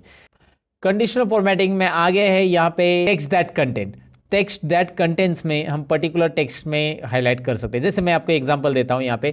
चलिए मैं अभी फिलहाल तो पास फेल डायरेक्टली लिख रहा हूँ, लेकिन इसका फॉर्मूला बनता है दोस्तों, और वो तो हम सीखने वाले हैं ना आगे, तो बड़े रहेगा वीडियो के अंदर। इसका फॉर्मूला काफ़ी इंटरेस्टिंग है, ऑटोमेटिक पास फेल आने वाले हैं। फिलहाल तो मैंने पास फेल ऐसा अंदाज लिखा है कि ये पास है ये फेल है, ये मत देखिएगा कौन पास है कौन फेल है। मुझे बस यहाँ पे दिखाना है कि पास वाले जो है वो ग्रीन कलर में रहने चाहिए, फेल वाले जो है रेड कलर में। तो मैं वही करूँगा, यहाँ पे एक कंडीशनल फॉर्मेटिंग में जो ऑप्शन था वो पिक करूँगा, टेक्स्ट दैट कंटेन्स। जिस टेक्स्ट के अंदर पास है उसको मैं ये वाला ग्रीन वाला कलर देना चाहता हूँ। चलिए मैंने यहाँ पे डायरेक्टली प्री डिफाइन जो कलर है ना, green fill with the dark green text, वो दे दिया। राइट, अब मैं क्या करता हूँ, कंडीशनल फॉर्मेटिंग दोबारा उसी को सिलेक्ट रख के आप एक ही सेल्स के ऊपर दो कंडीशंस भी दे सकते हैं, जो कि यहाँ पे मैं आपको दिखा रहा हूँ। फेल, यहाँ पे आपको फेल लिखना है और फेल के अंदर ये कलर देना है और ओके कीजिए। अब आप देख सकते हैं पास और फेल को कैसे कलर आ रहा है। मैंने एक टेम्पररी आपको बताया सोल्यूशन कैसे करना है। उसके अलावा यहाँ पे अगर मैं आपको बताऊँ कि कोई डेट्स है तो डेट्स के लिए भी आप फॉर्मूला दे सकते हैं। जैसे यहाँ पे कोई डेट्स नहीं है, but I do one thing, यहाँ पे मैं कोई डेट लेता हूँ। जैसे मैं यहाँ पे 22 दिसंबर को रिकॉर्ड कर रहा हूँ, तो मैं यहाँ पे सपोज 2 दिन पहले की डेट लेता हूँ और मैंने यहाँ पे 2 दिन पहले की डेट ले ली है, और उसके बाद इस डेट को मैं ड्रैग करूँगा तो ये सीरियली डेट आ जाएगी। राइट, मैं इतनी डेट दिखा रहा हूँ बस यहाँ पे आपको ये समझाने के लिए। कंडीशनल फॉर्मेटिंग में हाईलाइट सेल्स रूल में डेट ऑकरिंग हमारा नेक्स्ट टॉपिक है। डेट ऑकरिंग में जब हम क्लिक करेंगे, एस्टरडे कल की डेट, आज 22 तारीख है तो कल की डेट 21 तारीख, टुडे है ना, right, tomorrow, in last 7 days, ऐसे बहुत सारी चीज़ें इसमें। ये सेल्स रिपोर्ट वगैरह में बहुत काम आती है। आप अगर हाईलाइट करके रखना चाहते हैं सेल्स को, अगर आप ये फॉर्मूला देके रखेंगे तो ऑटोमेटिकली नेक्स्ट वीक की डेट, दिस वीक की डेट है ना, ये सब यहाँ पे हाईलाइट होगी। लास्ट वीक की, लास्ट 7 डेज, यहाँ पे तो 7 डेज नहीं, मैंने 2-4 ही डेट ली है। तो ये कंडीशनल फॉर्मेटिंग आप यहाँ पे अप्लाई कर सकते हैं डेट वाइज। फिलहाल मैंने उस पर नहीं किया, लेकिन मैंने आपको बता दिया। अच्छा, दूसरी चीज़ यहाँ पे मैं आपको बताना चाहूँगा कि यहाँ पे नाम है और आप चाहते कि यहाँ पे किसी का भी नाम डुप्लीकेट आए तो वो हाईलाइट हो जाए, या आपने मोबाइल नंबर लिखा रहेगा तो डुप्लीकेट मोबाइल नंबर एंटर करते हैं तो वो हाईलाइट हो जाए। तो डुप्लीकेट वैल्यूज़ आपको पता चले एंटर करने के बाद, तो सबसे पहले इस कॉलम पे पूरे कॉलम को सिलेक्ट कीजिए, क्योंकि पूरे कॉलम में जब आप एंटर करेंगे तो आपको पता चलना चाहिए। तो बी कॉलम पे क्लिक करने के बाद conditional formatting, highlight cells rule, और लास्ट ऑप्शन जो है यहाँ पे देखना है from this list duplicate values, ये दिखाई दे रहा है, क्लिक कीजिएगा। क्लिक करने के बाद बस यहाँ पे कलर तो ऑटोमेटिक आने वाला है, कलर है, डुप्लीकेट वैल्यूज यहाँ पे रखिए और ओके कीजिए, डुप्लीकेट ही रखना है। और अभी क्या होगा देखिए, मैं आपको बता देता हूँ कि ए अगर हमने डबल लिखा तो क्या हो रहा है। अगर मैं यहाँ पे ऐप लिखता हूँ सो कुछ भी प्रॉब्लम नहीं है, जी लिखता हूँ उसे कुछ प्रॉब्लम नहीं है, लेकिन उस लिस्ट में अगर वो नाम दोबारा आता है, जैसे ये नाम दोबारा आ गया है बी, तो वो हाईलाइट कर रहा है 2 बार है भैया, ये भी 2 बार है, कहाँ पे वो बता रहा है, सी डी भी हाईलाइट कर रहा है राइट। सो डुप्लीकेट वैल्यू हाईलाइट करने के लिए काफ़ी इंटरेस्टिंग है। आपने ए बी सी डी लिखा है, मैंने ये मत समझो कि ए बी सी डी आएगा खाली, मैंने अनिल नाम लिखा, और अगर अनिल नाम पहले से लिखा होगा लिस्ट में, लुक एट हियर राइट, तो ये भी यहाँ पे हो जाएगा हाईलाइट। इंटरेस्टिंग है, ये सारी चीज़ें आपको समझ में आई होगी। कंडीशनल फॉर्मेटिंग करना कैसे है। कंडीशनल फॉर्मेटिंग में यहाँ पे इस मार्क्स को कुछ अलग तरीके से फॉर्मेट करने के लिए मैं यहाँ पे सबसे पहले इसका फॉर्मेटिंग हटाना चाहूँगा। तो मैं कंडीशनल फॉर्मेटिंग में जाता हूँ, क्लियर रूल्स, और यहाँ पे 2 ऑप्शन रहते हैं कि आपको पूरे शीट का रूल क्लियर करना है, मतलब यहाँ पे राइट साइड में पास फेल को लगाया हुआ रूल भी क्रिएट करना है। तो clear rules from entire sheet कीजिए, सबके रूल जाएंगे, जो सिलेक्टेड है उनके भी जाएंगे, बाकी के भी जाएंगे, और क्लियर रूल्स फ्रॉम सिलेक्टेड मतलब जो नंबर सिलेक्टेड है उसी के जाएंगे। तो मैं फिलहाल नंबर के गायब करना चाहता हूँ, तो देखिए नंबर के रूल्स गायब हो गए। अब यहाँ पे कंडीशनल फॉर्मेटिंग में आपको मैं बताऊँ कि टॉप बॉटम रूल्स भी है, कि इसमें टॉप 10 आइटम्स अगर आपको हाईलाइट करने तो होंगे, टॉप 1 आइटम्स हाईलाइट करने हैं तो यहाँ पे टॉप 1 दिखाई देगा, क्योंकि 65 ही टॉप 1 है तो सभी के सभी हाईलाइट हो जाएंगे। टॉप 2 3 4 5 में वही आएंगे, 6 में नेक्स्ट आइटम आएगा। तो ये टॉप आइटम्स हाईलाइट करने के लिए वैसे आप यहाँ पे बॉटम और बाकी सब आइटम्स हाईलाइट कर सकते हैं, जो आइटम जो नंबर आप हाईलाइट करना चाहते हो वो हाईलाइट कर सकते हैं। आइटम्स हमारे हिंदी में कुछ अलग तरीके से बोला जाता है या मीनिंग लिया जाता है, लेकिन यहाँ पे आइटम्स मतलब नंबर से हमारे दोस्तों। सो समझ में आपको ये कैसे करना है, टॉप बॉटम टॉप 10%, ये ज़रा ट्राई मारिएगा इसके ऊपर ज़रा। डेटा बास में यहाँ पे मैं आपको बताऊँ कि डेटा बास में जैसे ही आप कोई भी यहाँ पे नंबर्स मतलब कोई भी कलर्स के ऊपर या ग्रेडियंट के ऊपर सेलेक्ट करते हैं, सॉलिड फिल लीजिए या डेटा बास में ग्रेडियंट फिल लीजिए, यहाँ पे आपको वो कलर्स में वो पर्टिकुलर सेल पूरा यहाँ पे फिलअप दिखाई देगा। मैं आपको दिखाता हूँ, यहाँ पे हाईएस्ट है इसलिए 65, अगर ये लोएस्ट हो गया तो देखिए ये 5 है ना, क्योंकि उसका परसेंटेज उतना है ना। अगर मैंने इसको 100 दिया तो 65 देखो कितना आ रहा है, 65 उतने ही परसेंटेज रेंज में भरा हुआ रहेगा। 50 रहेगा तो आधा, 100 फुल है तो 50 आधा आ जाएगा सेल में, आधा कलर आधा ये। तो आपको ये समझने में दिक्कत नहीं है कि डेटाबेस यहाँ पे क्या बता रहा है, बहुत सिंपली आपको डेटा का प्रेजेंटेशन मिल रहा है कंडीशनल फॉर्मेटिंग के अंदर। डेटाबेस के रूल्स क्लियर करने हैं या पूरे रूल्स क्लियर करने, तो clear rules from entire sheet, पूरे के पूरे रूल्स मैंने क्लियर कर दिए। अब डेटाबेस के अलावा कलर स्केल भी है, पूरे कलर अलग अलग रेंज में आ जाएगा, मतलब 25 जो रेंज में रहेंगे वो रेंज में एक ही कलर मिलेगा आपको, 25 21 22 23 क्यों एक ही कलर, फिर अलग अलग रेंज में अलग अलग कलर स्केल मिलेंगे। वैसे ही आइकॉन सेट देखिए, ये काफ़ी इंटरेस्टिंग है। जो हाईएस्ट नंबर, ये आपने देखा होगा ना मोबाइल में, जैसे आपको नेटवर्क मिलता है, आपको नेटवर्क पूरा मिला तो 4 Kandi network, 3 Kandi network, 2 Kandi network, ऐसा हम बोलते हैं ना। सो यहाँ पे वैसे ये कुछ है, नेटवर्क में शो करिए या फिर इसे शो कीजिए या फिर इसे शो कीजिए, जो भी आपको प्रेजेंटेशन में अच्छा या अट्रैक्टिव लग रहा है ये आप दिखा सकते हैं। ये बस मीटिंग के लिए प्रेजेंटेशन के लिए होगा, प्रिंटिंग के लिए वगैरह इसका यूज़ करने की ज़रूरत नहीं है। और ये डेटा में जब प्रेजेंट किया जाता है तभी इसका ज़्यादातर यूज़ किया जाता है। अब आपको लगा कि यार ये मैंने दिखा लेकिन मुझे यही दिखाना है, इसमें नंबर नहीं दिखाने, तो ये भी हम कर सकते हैं। नंबर गायब करने के लिए एक छोटी सी ट्रिक यहाँ पे बता देता हूँ, मैं आपको जल्दी बता देता हूँ। यहाँ पे नंबर फॉर्मेट दिखाई दे रहा है, उसके यहाँ पे क्लिक करना है नंबर फॉर्मेट पे, होम टैब में ये नंबर फॉर्मेट है, उसका जो ऑप्शंस आता है एक्स्ट्रा ऑप्शंस, यहाँ पे फॉर्मेट सेल्स आ जाएगा। इसे लाने के लिए आप Ctrl+1 भी बटन प्रेस कर सकते हैं कीबोर्ड से, Ctrl+1 ये उसकी शॉर्टकट की है। उसके बाद आपको यहाँ पे नीचे कस्टम पे क्लिक करना है दोस्तों, और कस्टम के अंदर यहाँ पे मैं क्या कर रहा हूँ, टाइप जो दिखाई दे रहा है ना, उसमें मैं सेमीकोलन टाइप करूँगा। बस क्या टाइप करना है, टाइप में सेमीकोलन टाइप करना है, ओके करना है। नंबर गायब, नंबर है वहाँ पे लेकिन वो नंबर डिस्प्ले नहीं होंगी क्योंकि हमने वहाँ पे कस्टम किया सेमीकोलन उसे।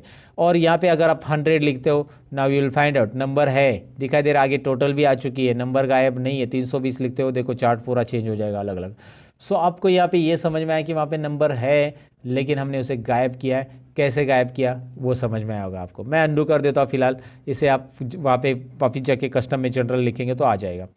तो ये नंबर फॉर्मेट कैसे करना है और किस तरह से कंडीशनल फॉर्मेटिंग अप्लाई करनी है आपको समझ में आया होगा। अब यहाँ पे कुछ चीज़ें और जानते हैं, जैसे कि यहाँ पे कंडीशनल फॉर्मेटिंग तो मैंने आपको बता दिया। यहाँ पे एक रो इंसर्ट करना है, कैसे करना है मैं आपको बताता हूँ। कंट्रोल प्लस ये डेटा एंट्री में याद रखिए कि आपको अगर कोई रो इंसर्ट करना है कोई भी सेल के अंदर तो आप इसे राइट क्लिक करके भी कर सकते हैं। राइट क्लिक इंसर्ट रो, देखिए रो कैसे इंसर्ट करना है, बहुत ही सिंपल है। कोई भी रो ऐड करना है, कॉलम ऐड करना है, सपोज सब्जेक्ट 4 यहाँ पे रह गया, कुछ भी चीज़ें आपको ऐड करनी नहीं, आपको यहाँ पे कॉन्टैक्ट नंबर ऐड करना था तो आपने यहाँ पे करना है राइट क्लिक और इंसर्ट। नया कॉलम ऐड करने के लिए राइट क्लिक इंसर्ट, या शॉर्टकट की मैं बताता हूँ आपको कंट्रोल प्लस। देखिए आपको सिलेक्ट कौन सा कॉलम करना है, जिस कॉलम के पहले आपको कॉलम ऐड करना है उसी कॉलम को सिलेक्ट करना है और कंट्रोल प्लस उसके पहले आ जाएगा। अगर आपको ऐप के पहले कॉलम ऐड करना है कंट्रोल प्लस, सिंपल है ना, उस कॉलम को सिलेक्ट करना है। अच्छा, आपने अगर सेल सिलेक्ट किया होगा और कंट्रोल प्लस किया होगा तो क्या होगा, ये डायलॉग बॉक्स आएगा, वो पूछेगा आपको कि सेल इंसर्ट करना है या कॉलम इंसर्ट करना है। फिलहाल तो मुझे एंटायर कॉलम इंसर्ट करना है, राइट। तो आपको यहाँ पे याद रखना है, अगर आपने कॉलम को सिलेक्ट किया है तो डायरेक्ट इंसर्ट होगा, और कॉलम को नहीं सिलेक्ट किया है, सेल को सिलेक्ट किया है, तो आपको ये डायलॉग बॉक्स मिलेगा, वो पूछेगा रो इंसर्ट करना है या कॉलम। तो मैंने रो किया तो और एक रो ऐड हो गया। तो आप ऐसे रो भी ऐड कर सकते हैं, कॉलम भी ऐड कर सकते हैं। और फिलहाल अगर मुझे इस रो को डिलीट करना है, जैसे मैंने इसे अंडू कर दिया अभी, लेकिन दोबारा कंट्रोल वाई करके रीडू किया और मैं इसे डिलीट करना चाहता हूँ, तो मैं इसके ऊपर ऐसा क्लिक करूँगा, इस रो को सिलेक्ट करूँगा और कंट्रोल माइनस करूँगा तो ये पूरा डिलीट हो जाएगा। लेकिन मैंने सिलेक्ट नहीं किया है, कर्सर यहाँ पे कहीं पे भी है, कंट्रोल माइनस किया तो वो पूछेगा कि आपको रो डिलीट करना है या कॉलम डिलीट करना है।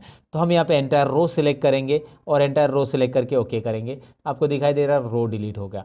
कंट्रोल प्लस ऐड होगा, कंट्रोल माइनस डिलीट होगा। अगर आपने रो सिलेक्ट करके रखा है तो रो ऐड होगा, और आपने कॉलम सेलेक्ट किया है तो कॉलम ऐड होगा कंट्रोल प्लस से, और रो सिलेक्ट करके रखा है कंट्रोल माइनस किया तो रो डिलीट होगा, और कॉलम सिलेक्ट करके रखा है और कंट्रोल माइनस किया तो कॉलम डिलीट होगा। ये शॉर्टकट की याद रखना है। वैसे उसके लिए alt I C insert column ये एक शॉर्टकट की बनती है, और alt I R insert row ये भी एक शॉर्टकट की बनती है, जो कि मैंने आपको बता दिया। अभी आप डिसाइड कर लो आपको कौन सी शॉर्टकट की यूज़ करनी है, अल्ट आई सी करनी है, अल्ट आई आर करना है, व्हाटएवर, या कंट्रोल प्लस माइनस करना है।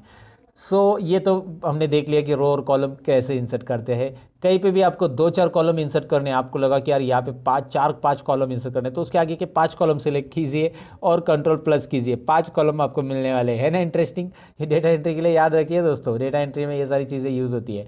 आपको उतने कॉलम सेलेक्ट करने हैं और कंट्रोल प्लस उतने कॉलम ऐड होंगे, वो कॉलम आगे शिफ्ट हो जाएंगे। वैसे रो में भी है, आप इसमें 3 रो या 4 रो बीच में इंसर्ट करना चाहते हैं 2 नंबर के पहले, तो 2 से सिलेक्ट करना चालू कीजिए, 2 से सिलेक्ट 4 तक किया, control plus, control Z undo, right.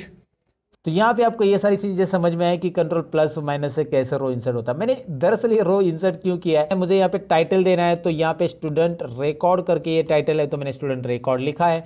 अब मैं इसे सिलेक्ट करूँगा यहाँ से यहाँ तक, जो कि आपको दिख रहा है। क्यों यहाँ से यहाँ तक सिलेक्ट करूँगा, ए से लेकर एम तक इसलिए सिलेक्ट करना है क्योंकि एम तक मेरा डेटा है, और इतना ही सिलेक्ट करना है, ऐसा पूरा रो नहीं सिलेक्ट करना है। बहुत सारे लोग गलती करते हैं, पूरे रो को सिलेक्ट कर लेते हैं। आपको पूरा रो नहीं करना है, मुझे ए से एम तक सेल तक मतलब ये सिलेक्ट करना है। इससे करूँगा क्या मैं आगे, क्योंकि ये टाइटल मुझे सेंटर में चाहिए, तो मैं यहाँ पे एक ऑप्शन रहता है जो कि होम टैब में होता है, मर्ज एंड सेंटर, इसे यूज़ करूँगा। मर्ज एंड सेंटर, ये डेटा मर्ज एंड सेंटर हो जाएगा। मर्ज एंड सेंटर में आपको दिखाई दे रहा है ये डेटा सेंटर में आ चुका है। अब इसे फॉर्मेटिंग भी हम कर सकते हैं। चलिए सबसे पहले मैं इसको ऐसा सेलेक्ट कर लेता हूँ और सबको ऑल बॉर्डर्स कर देता हूँ। ऑल बॉर्डर्स यहाँ पे आपको मिल जाता है, देखिए बॉर्डर्स बहुत अलग अलग टाइप के हैं, मैंने ऑल बॉर्डर्स किया है फिलहाल, तो ऑल बॉर्डर्स में ये सेल दिखाई दे रहा है। ये ऑल बॉर्डर्स करना क्यों ज़रूरी होता है, अगर आप ऑल बॉर्डर नहीं करेंगे तो भी डेटा रहेगा, लेकिन जब आप कंट्रोल पी करोगे प्रिंटिंग के लिए तो ये ध्यान में रखिए, मैंने ये बॉर्डर किया है उतना ही डेटा दिखाई दे रहा है, मतलब डेटा दिख रहा है और बॉर्डर के साथ दिख रहा है। अगर मैं बॉर्डर नहीं करता, मैं अंडू कर देता हूँ, control Z undo, control P, now look at here, data तो है लेकिन उसके लाइंस नहीं आ रही, क्योंकि ये जो लाइंस होती है ये ग्रिड लाइंस होती है दोस्तों, और ये ग्रिड लाइंस बस यहाँ पे कैलकुलेशंस के लिए आपको डिस्प्ले होगी। प्रिंटिंग के लिए आपको ऑल बॉर्डर्स यहाँ पे रखना चाहिए। वैसे प्रिंटिंग के टिप्स भी मैं इसी ट्यूटोरियल में बताने वाला हूँ। अब प्रिंटिंग में क्या टिप्स रहेंगे मैं आपको यहाँ पे सिंपली दिखा देता हूँ। यहाँ पे आप देखेंगे कि परसेंटेज तो कॉलम तक ही आ रहा है, आगे के 2 कॉलम आ ही नहीं रहे, रिजल्ट और ग्रेड, जो कि हमने अभी निकाला नहीं वैसे, लेकिन यहाँ पे आप देख सकते हैं कि रिजल्ट और ग्रेड ये कॉलम के बाहर जा रहे हैं, एक छोटी सी डॉटेड लाइन दिख रही है। जब आप कंट्रोल पी करोगे तो ये डॉटेड लाइन यहाँ पे अपेयर हो जाती है और प्रीव्यू आपको पता चलता है कि इसके इधर लेफ्ट साइड के जितने कॉलम है वही आने वाले, ये दोनों नहीं आने वाले। तो इसको कैसे फिट करेंगे आगे, आगे है दोस्तों, बने रहिएगा। फिलहाल तो आपको यहाँ पे पता चला कि टाइटल कैसे ऐड किया मैंने, और इसको चाहिए तो आप फिल कलर दे सकते हैं, you can fill the colour like this. और या फिर आपको नहीं लगता है कि यार ये फिल कलर एक एक को क्यों दे दे, तो इसको सिलेक्ट कीजिए और यहाँ पे आपको स्टाइल्स ऑप्शन मिल रहा है, जहाँ से आप डिफरेंट स्टाइल्स अप्लाई कर सकते हैं सेल के ऊपर। डायरेक्टली यहाँ पे स्टाइल अप्लाई हो रहा है, आप डायरेक्ट जो चाहिए वो स्टाइल अप्लाई कीजिए। लेकिन मैं रिकमेंडेशन करूँगा कि स्टाइल वगैरह अप्लाई करने से आप इसे टेबल में कन्वर्ट कीजिए। टेबल में कन्वर्ट कैसे करना है, तो यहाँ पे स्टाइल्स तो आप अप्लाई कर सकते हैं, लेकिन मैं आपको बताऊं कि इस डेटा को, ये टाइटल छोड़ दो, ये तो हमारा मर्जन सेंटर टाइटल है, इस डेटा को हम टेबल में कन्वर्ट कर सकते हैं। टेबल में कन्वर्ट करने के लिए यहाँ पे आपको दो ऑप्शंस रहते हैं, एक तो फॉर्मेट एज ए टेबल में से आप टेबल में कन्वर्ट कर सकते हैं, या फिर इंसर्ट में से यहाँ पे आता है टेबल ऑप्शंस। अब इस टेबल में कन्वर्ट करने के बेनिफिट होते हैं कि इस टेबल को नाम असाइन होता है, और यहाँ पे फॉर्मूला जो भी हम एक बार देंगे वो बार बार देने की जरूरत नहीं। मैं आपको दिखाता हूँ क्या होगा टेबल में कन्वर्ट करने का बेनिफिट। चलिए प्रैक्टिकली देखते हैं। फॉर्मेट एज अ टेबल में जाते हैं, यहाँ पे जो भी डिज़ाइन आपको पसंद है यहाँ से आप डिज़ाइन पिक करिए। आपको लगा ये डिज़ाइन पसंद है, वो पूछ रहा है कि where is the data for your table, and नीचे आपको एक ऑप्शन भी पूछ रहा है my table has a headers. तो मैंने ऑलरेडी उसे चेक किया है कि मेरे टेबल को हेडर है, ऑलरेडी हेडर है ना, मैंने लिखा है सीरियल नंबर नेम, और मैंने यहाँ पे ये जो है मेन सेंटर हेडिंग वो नहीं लिया, याद रखिए वो लेने की ज़रूरत नहीं टेबल कन्वर्ट करते समय। टेबल में यहाँ पे मैंने इसे रेंज को ऑलरेडी डिफाइन किया था पहले से, तो इसलिए वो रेंज आ चुकी है। आप बदलना चाहते हो तो इसे दोबारा आप सिलेक्ट कर सकते हैं, ऐसे नीचे और बढ़ाना चाहते हैं टेबल में तो और भी बढ़ा सकते हैं, वैसे ज़रूरी नहीं। फिलहाल ओके कीजिए, ये दिखाई दे रहा है आपको, ये टेबल में कन्वर्ट हो चुका है। अब ये टेबल का बेनिफिट देखिए, एक तो कलर स्टाइल फॉर्मेटिंग अप्लाई हो चुका, दूसरा है कि यहाँ पे आपको एक ड्रॉप डाउन मिल रहा है जो कि फिल्टर अप्लाई हो रहा है। ये क्या होता है, डेटा फिल्टर करने का काम करता है। कैसे, मैं आपको दिखाऊंगा। फिलहाल तो आप यहाँ पे देखिए इसका बेनिफिट और क्या है। जैसे ही सपोज मैं यहाँ पे टोटल को हटा देता हूँ, डिलीट कर देता हूँ, राइट। अब मैं यहाँ पे अल्ट इज इक्वल टू, ये एक फॉर्मूला लगाता हूँ जो कि आपको पता है, अल्ट इज इक्वल टू, और ये फॉर्मूला ऑटोमेटिक टेबल 2 में सब्जेक्ट 1 टू सब्जेक्ट 3 बता रहा है, ऑटोमेटिक वो बताएगा, वो उसके हिसाब से फॉर्मूला टेबल के हिसाब से एंटर करना है। एंटर करने के बाद आपको यहाँ पे ड्रैग करने की ज़रूरत नहीं पड़ेगी, राइट। सिंपल है ना, ड्रैग करने की बिल्कुल ज़रूरत नहीं। अच्छा एक और चीज़, आप यहाँ पे 6 नंबर ऐड करोगे ना तो टेबल में ऑटोमेटिक ऐड हो जाएगा वो, और आगे के फॉर्मूलाज जो है ना वो आपको फिर से देने की ज़रूरत नहीं है, यहाँ पे पूरे फॉर्मूलाज ऑटोमेटिक आएंगे। बस आपको टाइप करने हैं उनके मार्क्स, नाम भी टाइप करना है। फिलहाल मैंने नाम नहीं लिया, लेकिन मैं यहाँ पे कुछ मार्क्स टाइप कर देता हूँ। जैसे यहाँ पे मार्क्स टाइप करा तो आगे उसके फॉर्मूलाज बनते आपको दिखाई दे रहा है। ये टेबल का बेनिफिट होता है, डेटा ऑटोमेटिकली, यहाँ पे फॉर्मूलाज वगैरह दोबारा देने की ज़रूरत नहीं है। इतना ही नहीं, टेबल के वैसे बहुत सारे बेनिफिट्स हैं।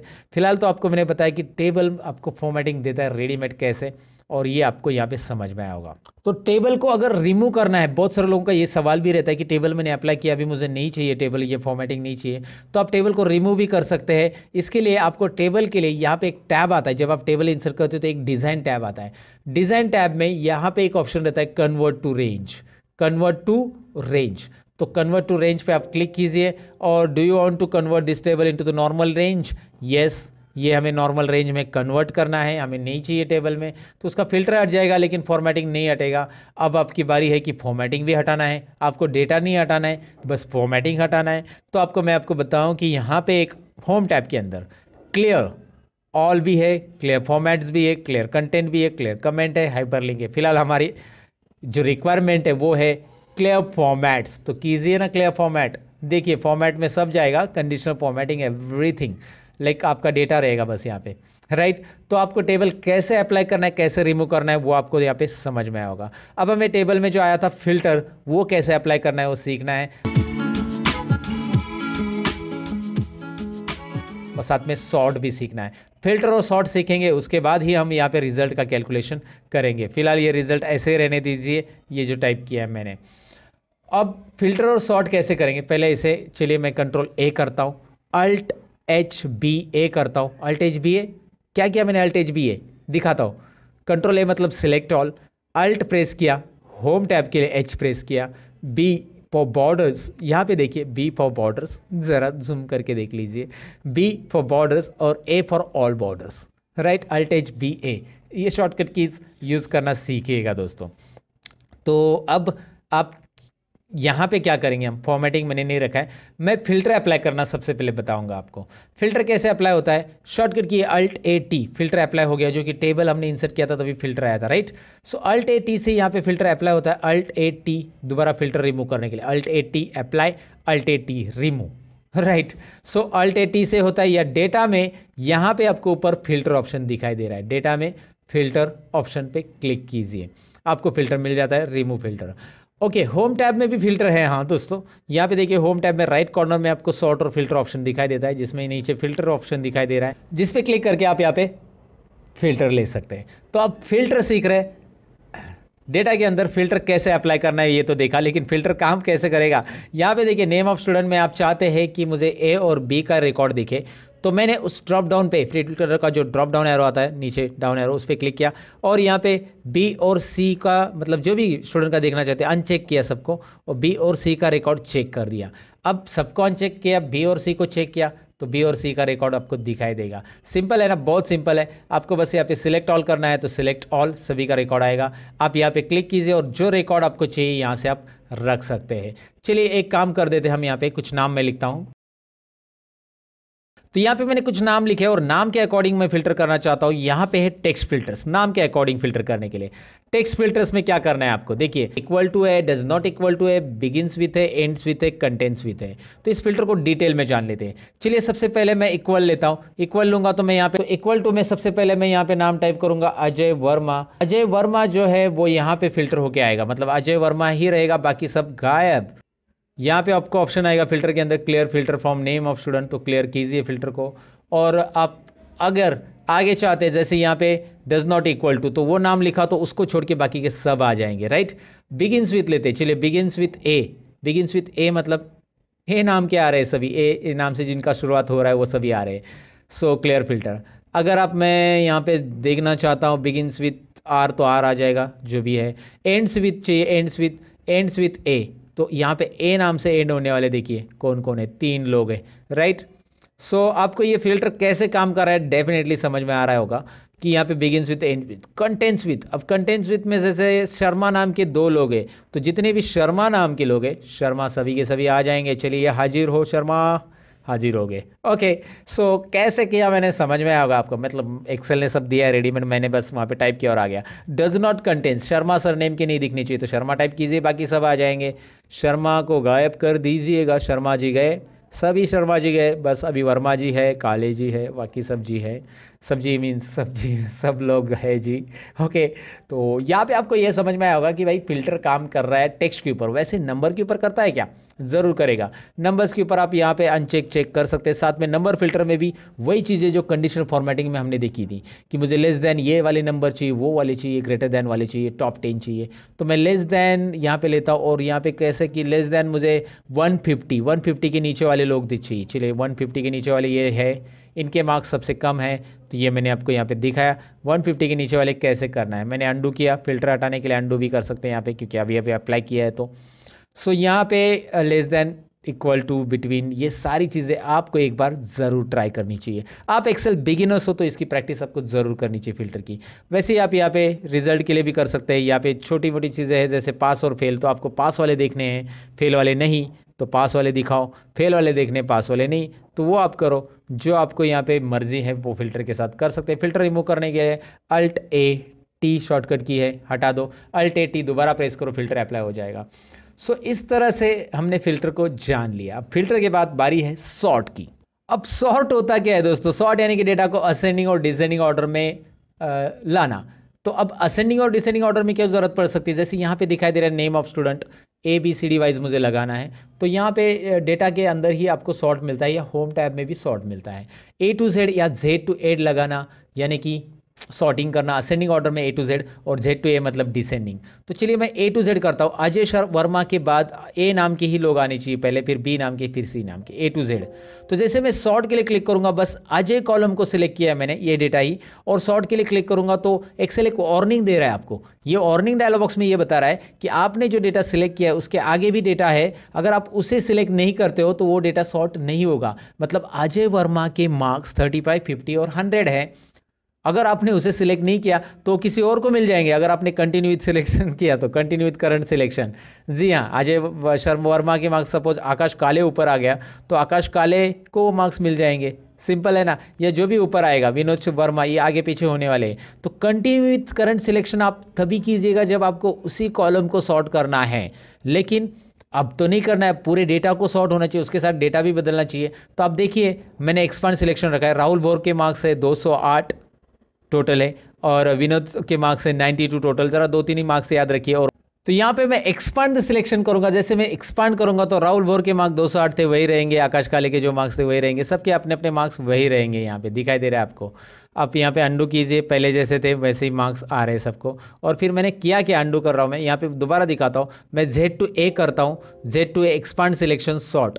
क्या हो रहा है, Vinod ABCD Z to A, ए नाम के नीचे आ रहे, ऊपर उल्टा आ जाएगा, Z to A आ रहा है। सिंपल है, A to Z करना है, A to Z, लेकिन एक्सपांड सिलेक्शन कीजिए, उसके मार्क्स के साथ वो पूरा का पूरा सॉर्ट हो रहा है, राइट।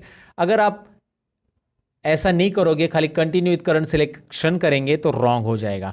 वो कभी कभी ज़रूरत पड़ सकती है आपको, जैसे कि अभी आपको ज़रूरत कभी है, दिखाता हूँ मैं आपको। मैंने इसे अल्फ़ाबेट ऑर्डर में लगाना था, लगा दिया, लेकिन यहाँ पे देखिए नंबर अल्फ़ाबेट ऑर्डर में नंबर उसके अकॉर्डिंग आ रहे क्या नहीं आ रहे। तो नंबर को 1 2 3 वाइज लगाना है, लेकिन मुझे जब A to Z में करूँगा तो ये भी पूछेगा कि आगे का डेटा भी करना है क्या, नहीं करना है, अभी बस नंबर को ही करना है, क्योंकि नंबर मुझे ऑर्डर में लगाने हैं। बाकी मुझे अभी जो अल्फ़ाबेट ऑर्डर में है वही रखना है, इसलिए मैं कंटिन्यू करूँगा, सॉर्ट करूँगा तो नंबर सॉर्ट हो चुके हैं, आगे कुछ फर्क नहीं पड़ रहा है। आगे जो हमारा असेंडिंग ऑर्डर का था वो असेंडिंग ऑर्डर में ही है दोस्तों। तो ये सिंपल चीज़ें, ये सिंपल बातें आपको समझ में आएगी सॉर्ट से रिलेटेड। सॉर्ट इतना ही नहीं, सॉर्ट में मैंने आपको अल्फ़ाबेट वाइज बताया, आप नंबर वाइज भी देख सकते हैं। मुझे टॉपर यहाँ पे निकालना है, जैसे राहुल भोर ये टॉपर है तो ये ऊपर आना चाहिए 208 नंबर का। मैं क्या करूँगा, टॉपर ऊपर लाने के लिए मैं यहाँ पे Z to A यानी कि largest to smallest number Z to A, तो Z to A लिया मैंने। और यहाँ पे मैं करूँगा एक्सपांड सिलेक्शन सॉर्ट। देखिए ये आप होम टैब से भी कर सकते हैं। होम टैब में यहाँ पे देखिए क्या आ रहा है, जैसे आप नंबर सेलेक्ट करें तो यहाँ पे largest to smallest, smallest to largest. अगर आप यहाँ पे टेक्स्ट सेलेक्ट करते हो ना तो यहाँ पे एक्सेल ऑटोमेटिक बताएगा कि भाई A to Z और Z to A, राइट। यहाँ से भी कर सकते हैं। अब हमारी बारी है आगे का टॉपिक जानने की, वो है कस्टम सॉर्ट। ये भी काफ़ी इंटरेस्टिंग है कस्टम सॉर्ट दोस्तों। तो चलिए, सॉर्ट में असेंडिंग डिसेंडिंग तो हमने सीखा, लेकिन सॉर्ट में यहाँ पे एक और ऑप्शन रहता है, जैसे कि मैंने आपको होम टैब में दिखाया था, वो है सॉर्ट। यहाँ पे आप देख सकते हैं, आई मीन कस्टम सॉर्ट। यहाँ पे आप देख सकते हैं कस्टम सॉर्ट ऑप्शन है। अब इसे कैसे करेंगे, इसके लिए मैंने यहाँ पे एक और शीट 2 में डेटा लिया है जो कि आपको दिखाई दे रहा है। अब मैं करूँगा क्या, यहाँ पे मैंने डिपार्टमेंट लिखा है, शॉर्ट में लिखा है डिपार्टमेंट, आप ऐसा पूरा भी लिख सकते हैं। चलिए मैंने लिख दिया। तो अब मुझे करना क्या है कि ये डिपार्टमेंट वाइज सॉर्ट करना है, यानी कि सेल्स और परचेस को अरेंज करना है ये डिसेंडिंग ऑर्डर में, यानी कि सेल्स ऊपर आना चाहिए और परचेस नीचे। डिसेंडिंग ऑर्डर में ऐसे होगा ना, क्योंकि P पहले आता है अल्फ़ाबेट और S बाद में आता है। और इसके डिसेंडिंग ऑर्डर में जो सेल्स के अंदर अलग अलग लोकेशंस है वो असेंडिंग में चाहिए, यानी कि यहाँ पे सेल्स का अहमदनगर जो है ये पहला आना चाहिए असेंडिंग ऑर्डर में, A अल्फ़ाबेट से ये स्टार्ट हो रहा है। या सेल्स का फिर उसके बाद मुंबई बाद में आना चाहिए और फिर सेल्स का नागपुर आना चाहिए। तो मतलब ये कॉलम चाहिए डिसेंडिंग ऑर्डर में, ये कॉलम चाहिए असेंडिंग ऑर्डर में, और ये सेल्स के अंदर असेंडिंग होगा। कैसे मैं आपको दिखाऊंगा, रिजल्ट आप देखेंगे तो समझ में आएगा। सबसे पहले तो मुझे इस डेटा को सिलेक्ट करना होगा। अगर आपने ये कॉलम सिलेक्ट करके ही डेटा में जाकर ये कस्टम सॉर्ट वाला लिया, यही है कस्टम सॉर्ट आपका ये ऑप्शन, तो इस पर क्लिक किया तो यहाँ पे वो पूछेगा कि आपने डेटा सिलेक्ट नहीं किया है, क्या करना है आपको, डेटा पूरा सिलेक्ट करना है, येस एक्सपांड सिलेक्शन, राइट। तो ऑटोमेटिकली वो डेटा पूरा सिलेक्ट कर रहा है। ऊपर से यहाँ पे देखिए इस डायलॉग बॉक्स में क्या है, my data has header already check है, दिखाई दे रहा है ना। ये तो चेक रहना ही चाहिए क्योंकि हमारे डेटा को हेडर ऑलरेडी है, जैसे serial number, name of employee, department and location, ये हमारे हेडर है। उसके बाद उसने यहाँ पे कुछ add level, delete level, copy level और ऑप्शंस आपको दिए हैं। फिलहाल तो आपको और एक लेवल ऐड करनी है, लेकिन पहले इस लेवल को हम लोग यहाँ पे डिपार्टमेंट वाइज क्या करेंगे, उसको Z to A करेंगे। देखिए इस डायलॉग बॉक्स में मैंने किया क्या है, मुझे डिपार्टमेंट वाइज डिसेंडिंग ऑर्डर में चाहिए, इसलिए क्योंकि सेल्स ऊपर रहना चाहिए सभी सेल्स के रिकॉर्ड, और उसके बाद उसके नीचे परचेस क्या आनी चाहिए, इसलिए department wise Z to A। लेकिन ऐड लेवल कीजिए, ऐड लेवल करने के बाद यहाँ पे आपको और एक लेवल ऐड करने के लिए मिलती है, जो कि देन बाय में आप ऐड कर सकते हैं। करना क्या है इस देन बाय में, आपको लोकेशन A to Z चाहिए। लोकेशन कैसा चाहिए, A to Z, मतलब पहले डिपार्टमेंट सॉर्ट होगा और उसके अंदर हर एक डिपार्टमेंट के लोकेशंस असेंडिंग ऑर्डर में आएंगे। कैसे, ज़रा रिजल्ट देखते हैं। ओके कीजिए। अब आपको दिख रहा है डिपार्टमेंट डिसेंडिंग ऑर्डर में सॉर्ट हो रहा है, सेल्स पहले आ चुका है और परचेस। लेकिन उस हर एक डिपार्टमेंट के ग्रुप में देखिए यहाँ पे उस डिपार्टमेंट के अंदर जितने भी लोकेशन आ रहे हैं वो असेंडिंग में है। जैसे अहमदनगर सबसे ऊपर आ रहा है, फिर मुंबई आ रहा है, फिर एन, है ना, अल्फ़ाबेट वाइज में। यहाँ पे भी देखिए परचेस में अहमदनगर, फिर पुणे और शिरूर, ए देन पी और यस अल्फ़ाबेट। तो ये इस ग्रुप के अंदर, परचेस ग्रुप के अंदर ये असेंडिंग ऑर्डर में आ चुका है। तो देन बाय क्या काम कर रहा है ये आपको यहाँ पे समझ में होगा। करना क्या है देन बाय के लिए, बस सबको सिलेक्ट करो, सॉर्ट करो और यहाँ पे आपको मिल रहा है। नहीं चाहिए तो यहाँ से लेवल आप डिलीट कर सकते हैं, या फिर इसी का और कॉपी लेवल वगैरह, इसी का कॉपी आ जाएगा दूसरा लेवल, और फिर यहाँ पे कुछ और चेंज करना है तो आप कर सकते हैं। उसके अलावा यहाँ पे आपको एक और चीज़ है, जैसे कि यहाँ पे ये डेटा है, serial number, name of location वगैरह, मैं इसे कॉपी कर लेता हूँ और नीचे रख देता हूँ थोड़ी देर के लिए, मतलब इस तरफ रखता हूँ। और मुझे इसे ऑर्डर में ये करना है, जैसे ये अल्फ़ाबेट ऑर्डर में लगाना है, तो इसमें अल्फ़ाबेट ऑर्डर में डिपार्टमेंट पहले कॉलम में, पहले इधर आ जाएगा पहले कॉलम के अंदर, और फिर सीरियल नंबर वगैरह लास्ट में चला जाएगा। कैसे मैं आपको दिखाता हूँ। ये हॉरिजॉन्टल डेटा सॉर्ट करने के लिए करना क्या है, सॉर्ट में दोबारा जाइए, ऑप्शंस में जाइए। ऑप्शंस में देखिए यहाँ पे ऑप्शन आ रहा है आपको सॉर्ट लेफ्ट टू राइट, और ऊपर केस सेंसिटिव भी है, मतलब अल्फ़ाबेट कैपिटल वाले पहले होंगे फिर स्मॉल वाले बाद में आएंगे, केस सेंसिटिव रखेंगे तो वो आपके ऊपर है, केस सेंसिटिव रखना है नहीं रखना है। सॉर्ट करते हैं लेफ़्ट टू राइट और उसके बाद ओके करते हैं। यहाँ पे मैंने कॉलम रो ही नहीं सिलेक्ट किया, रो नंबर 9 में डेटा है या 10 में डेटा है हमारा, रो नंबर 10 में डेटा है, यहाँ पे रो सिलेक्ट करना पड़ेगा हमें, A to Z 10 में A to Z हो रहा है, डिपार्टमेंट, लोकेशन, नेम ऑफ सिर दिखाई दे रहा है आपको। तो आपको हॉरिजॉन्टल डेटा सॉर्ट करना है तो आपको कस्टम सॉर्ट के अंदर यहाँ पे ऑप्शन दिया गया है, राइट। और कैपिटल स्मॉल, पहले कैपिटल वाले चाहिए सब, तो कैपिटल स्मॉल का भी यहाँ पे केस सिलेक्ट कर सकते हैं, केस सेंसिटिव भी सॉर्ट यहाँ पे होता है दोस्तों। तो आपको सॉर्ट यहाँ पे डेफिनेटली समझ में होगा, सॉर्ट कैसे करना है, सॉर्ट में असेंडिंग, डिसेंडिंग और कस्टम सॉर्ट होता क्या है, सारी चीज़ें मैंने यहाँ पे एक्सप्लेन की है। अब हम आते हैं शीट 1 में, जहाँ पे हमारा कुछ चीज़ें बाकी है, जैसे कि यहाँ पे रिजल्ट और ग्रेड कैलकुलेट करना है। तो अब ईप फॉर्मूला हम सीखने वाले हैं। ईप किस तरह से रिजल्ट के लिए काम करता है और ईप फॉर्मूला कैसे काम करता है ओवरऑल एक्सेल में, आज इस टॉपिक में आपको क्लियर हो जाएगा। चलिए ईप सेक्शन में करते क्या है। सबसे पहले तो यहाँ पे हम ट्रैक करेंगे कि हमारे पास सब्जेक्ट कितने हैं, सब्जेक्ट 1, सब्जेक्ट 2, सब्जेक्ट 3। तीनों सब्जेक्ट में अगर किसी भी एक सब्जेक्ट में, तीनों में से किसी भी एक सब्जेक्ट में अगर वो 35 से कम है तो वो स्टूडेंट फेल हो जाएगा। ये हमारा क्राइटेरिया। क्राइटेरिया क्या है, ध्यान से देखिए। हमारी कंडीशन ऐसी है कि सब्जेक्ट 1 में या सब्जेक्ट 2 में या सब्जेक्ट 3 में कहीं पे भी वो फेल है तो स्टूडेंट फेल है। अगर तीनों सब्जेक्ट में उनको 35 से ज़्यादा है, जैसे यहाँ पे आपको सब्जेक्ट 1 में दिख रहा है 35 से ज़्यादा है, सब्जेक्ट 2 में भी है और 3 में भी है, तो तीनों में भी 35 और 35 से ज़्यादा है तो वो पास है। ये हमारा रिजल्ट के लिए कंडीशन है। अच्छा एक काम कीजिए, मैं छोटा सा ईप पहले समझा देता हूँ। ईप में कौन कौन सी चीज़ें आने वाली वो देखिए। ईप फॉर्मूला तो हमें सीखना है। ईप के अंदर हम एंड कैसे यूज़ करना है, ईप का एंड के साथ कैसे यूज़ होगा, और ईप का और के साथ कैसे यूज़ होगा, और ईप यानी नेक्स्ट ईप कैसे यूज़ होगा, ये भी हम सीखने वाले। ईप के अंदर ईप, मल्टीपल ईप हम बोल सकते हैं उसको। तो ये चारों भी फॉर्मूलेज हम सीखने वाले। सबसे पहले ईप कैसे काम करता है वो देखते हैं। यहाँ पे स्कॉलरशिप की एग्जाम आप दे रहे हो और जहाँ पे आपको मार्क्स चाहिए पासिंग के लिए 35 100 में से, राइट। तो एक ही सब्जेक्ट है स्कॉलरशिप का, तो यहाँ पे सब्जेक्ट का मैं नाम ले लेता हूँ स्कॉलरशिप, कुछ भी है नाम यहाँ पे ले लो आप, और उसमें आप एग्ज़ाम दे रहे हो 100 मार्क्स का, 35 पासिंग है और आपको मिले 46। कितने मार्क्स मिले आपको? 46। तो ये आपको मार्क्स मिले हुए स्कॉलरशिप के लिए, राइट। अब आपको करना क्या है, मेरा फॉर्मूला क्या रहेगा, मैं यहाँ पे ज़रा कॉलम की साइज़ बढ़ा देता हूँ। मेरा फॉर्मूला इसके लिए रहेगा 46 के लिए। तो ये पास है कि नहीं है, ये स्टूडेंट जो भी 46 मिला है यहाँ पे लिख के आना चाहिए आगे के सेल में। तो मैं डायरेक्टली पास टाइप कर सकता हूँ, लेकिन ईप फॉर्मूला में कैसे होगा देखिए। ईप लेने के बाद ईप एक आपको यहाँ पे डिस्क्रिप्शन में दिखाई दे रहा है, यहाँ पे मैं आपको पढ़ के भी दिखाता हूँ। Checks whether a condition is met and returns one value if true and another value if false. तो ईप यहाँ पे मैंने सिलेक्ट किया है। अगर आपकी कंडीशन मिलती है तो पहला आंसर जो होगा कंडीशन के अकॉर्डिंग ट्रू रहेगा, और नहीं तो दूसरा आंसर फॉल्स। अगर कंडीशन नहीं मिल रही तो वो आंसर हम दूसरा देंगे। तो ईप आपको 2 आंसर अलाउ करता है। चलिए ईप और टैब बटन प्रेस कीजिए। यहाँ पे देखिए पहले पूछ रहा है वो कंडीशन यानी लॉजिक टेस्ट, आप टेस्ट दीजिए। फिर उसके बाद वो टेस्ट में मतलब जो भी लॉजिक टेस्ट आपने दिए वो ट्रू है तो पहला आंसर दिखाइए, नहीं तो दूसरा आंसर। तो करना क्या है देखिए, मेरा टेस्ट क्या है, यहाँ पे मैं सिलेक्ट कर रहा हूँ किसको, I2 को, I12 को, सॉरी I12 में है 46। If I12 cell is greater than equal to 35, मतलब 35 और उससे ज़्यादा है तो I12 सेल में 35 और उससे ज़्यादा है तो ये हमारी कंडीशन है। कंडीशन देते समय आप ये ऑपरेटर्स यूज़ कर सकते हैं, greater than equal to, less than equal to वगैरह। अगर ज़्यादा है तो क्या होगा, कोमा। पहला आंसर ये रहेगा पास। देखो डबल इन्वर्टेड कोमा में आपको लिखना है, ईफ के अंदर जो भी टेक्स्ट आप लिखते हो वो डबल इन्वर्टेड कोमा में आ जाएगा। कोमा देके अगर आप कोमा देते हो ना तो नीचे देखो क्या हो रहा है, वैल्यू फॉल्स बोल्ड हो रहा है। ध्यान से देखिए मैं क्या कर रहा हूँ, पहला मैंने लॉजिक टेस्ट दिया, कोमा किया, कोमा करने के बाद आप जैसे कोमा करोगे नीचे बोल्ड में दिख रहा है आपको वैल्यू ऑफ ट्रू। अभी वैल्यू ऑफ ट्रू वाला डालो आप, आपकी कंडीशन आपने डाल दी। अगर ये कंडीशन सेटिस्फाई है, 35 से ज़्यादा मार्क्स है तो क्या लिख के आना चाहिए, वैल्यू ऑफ ट्रू का मतलब होता है कोमा। अगर 35 से कम है तो क्या लिखना चाहिए आपको, वैल्यू ऑफ फॉल्स। अगर 35 से कम नहीं है, वो एक्सप्रेशन गलत है आपने जो दिया हुआ, 35 से कम है सॉरी, तो आपको मिलेगा वहाँ पे फेल स्टूडेंट, आपको यहाँ पे लिख के आना चाहिए फेल। तो आपको डबल इन्वर्टेड कोमा में ये लिखना है, डबल इन्वर्टेड कोमा नहीं बोलना है दोस्तों, डबल इन्वर्टेड कोमा, राइट। तो यहाँ पे मैंने दे दिया और यहाँ पे एंटर बटन प्रेस करना है। यहाँ पे भूलना नहीं है कि मैंने टाइप कैसे किया, ज़रा ध्यान से देखेंगे अभी क्या हो रहा है, ये पास हो रहा है। और यहाँ पे 34 करके देखिए फेल। ऑफकोर्स 35 के लिए पास होगा क्योंकि ग्रेटर देन इक्वल टू रखा है मैंने 35 को इंक्लूड करके।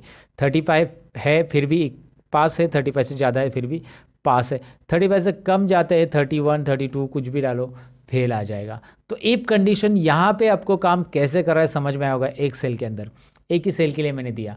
तो इफ इस तरह से देते हैं दोस्तों, इफ कंडीशन आपको दो आंसर अलाउ करता है। अगर आपकी कंडीशन सही है यहाँ पे दी हुई तो पहला आंसर रिटर्न करेगा, नहीं तो अगर कंडीशन नहीं मिल रही है, 35 से कम है यहाँ पे और 35 से ज़्यादा अगर है तो पास, ज़्यादा नहीं है तो फेल, राइट। कंडीशन नहीं मिल रही है तो फेल, वैल्यू फॉल्स। तो इस तरह से मैंने आपको बताया कि यहाँ पे कैसे हम ईफ फार्मूला अप्लाई कर सकते हैं। डेफिनेटली आपको समझा होगा ये। अब ईफ फार्मूला यहाँ पे तो एक सब्जेक्ट नहीं, मेरे पास तीन सब्जेक्ट है, तो ऐसे अगर एक से ज़्यादा सब्जेक्ट है तो आपको एंड या फिर और यूज़ करना है। मैंने यहाँ पे और नहीं लिखा है, ऑफ लिखा, आपने देखा भी नहीं। ओके मुझे बताना ना, कम से कम यहाँ पे और लिखना था मुझे, तो यहाँ पे आपको मैं बता रहा हूँ और, राइट। तो यहाँ पे एक से ज़्यादा अगर सब्जेक्ट है तो इफ एंड और इफ और इन दोनों में से एक यूज़ कर सकते हैं। पहले मैं आपको इफ एंड की मदद से कैसे निकालना है ये रिजल्ट मैं दिखाता हूँ। Is equal to if open bracket. अब एंड क्यों यूज़ करना है, क्योंकि इफ आपको अलाउ करता है एक ही लॉजिक टेस्ट देने के लिए और एक ही यहाँ पे क्राइटेरिया दे सकते हैं। लेकिन अगर आप एंड यूज़ करते हो फॉर्मूला में तो आप लॉजिक 1, लॉजिक 2, लॉजिक 3, 4 ऐसे बहुत सारी लॉजिक दे सकते हैं। तो सबसे पहले यहाँ पे करेंगे क्या, सब्जेक्ट 1 की सेल, यानी कि यहाँ पे आएगी C3 दिखाई दे रहा है आपको, ये C3 सेल हमारी रहेगी और C3 यहाँ पे आ चुका है सब्जेक्ट 1 की, क्योंकि उसे रिस्पेक्टिव में जो लेफ्ट साइड में सेल है वही हमने लिए है। दिखाई दे रहा है आपको C3 यहाँ पे आ चुका है। If C3 is greater than equal to 35, greater than equal to क्यों, क्योंकि हमें कंडीशन देना है एंड की तरह। मैं आपको समझाता हूँ एंड यूज़ करने के बाद आपको ग्रेटर दैन इक्वल टू ही क्यों लेना है, क्योंकि हम चेक करेंगे कि तीनों सब्जेक्ट में पास है तो ही पास देंगे, राइट। तो पहली कंडीशन दी हमने C3 is greater than equal to 35, comma again यहाँ पे सब्जेक्ट 2 कौन सा है, D3 है, D3 is greater than equal to 35। आप यहाँ पे लिख सकते हैं इस तरह से, या फिर कॉमा देने के बाद आप इस सेल को क्लिक भी कर सकते हैं। क्लिक कीजिए इस सेल के ऊपर, देखिए मैंने कॉमा दिया, इस सेल के ऊपर क्लिक किया, वो ऑटोमेटिकली आ चुका है। उसी के रिस्पेक्ट में जिस रो में आप यहाँ पे फॉर्मूला लिख रहे हो उसी के लेफ्ट साइड का जो सब्जेक्ट का सेल है उसे लेना है और इसमें भी ग्रेटर देन इक्वल टू 35 और ब्रैकेट क्लोज, ब्रैकेट एंड वाला क्लोज कर रहा हूँ मैं। देखिए यहाँ पे कलर दिख रहा है आपको एंड ब्रैकेट का और वही क्लोज कर रहा हूँ मैं। ज़रा इस कंडीशन को समझिए, मैं एक्सप्लेन करने की कोशिश कर रहा हूँ, आपको डेफिनेटली समझ में आएगा। यहाँ पे तीनों सब्जेक्ट की कंडीशन मैंने ली है, तीनों सब्जेक्ट में हमें मिलने चाहिए 35 से ज़्यादा मार्क्स।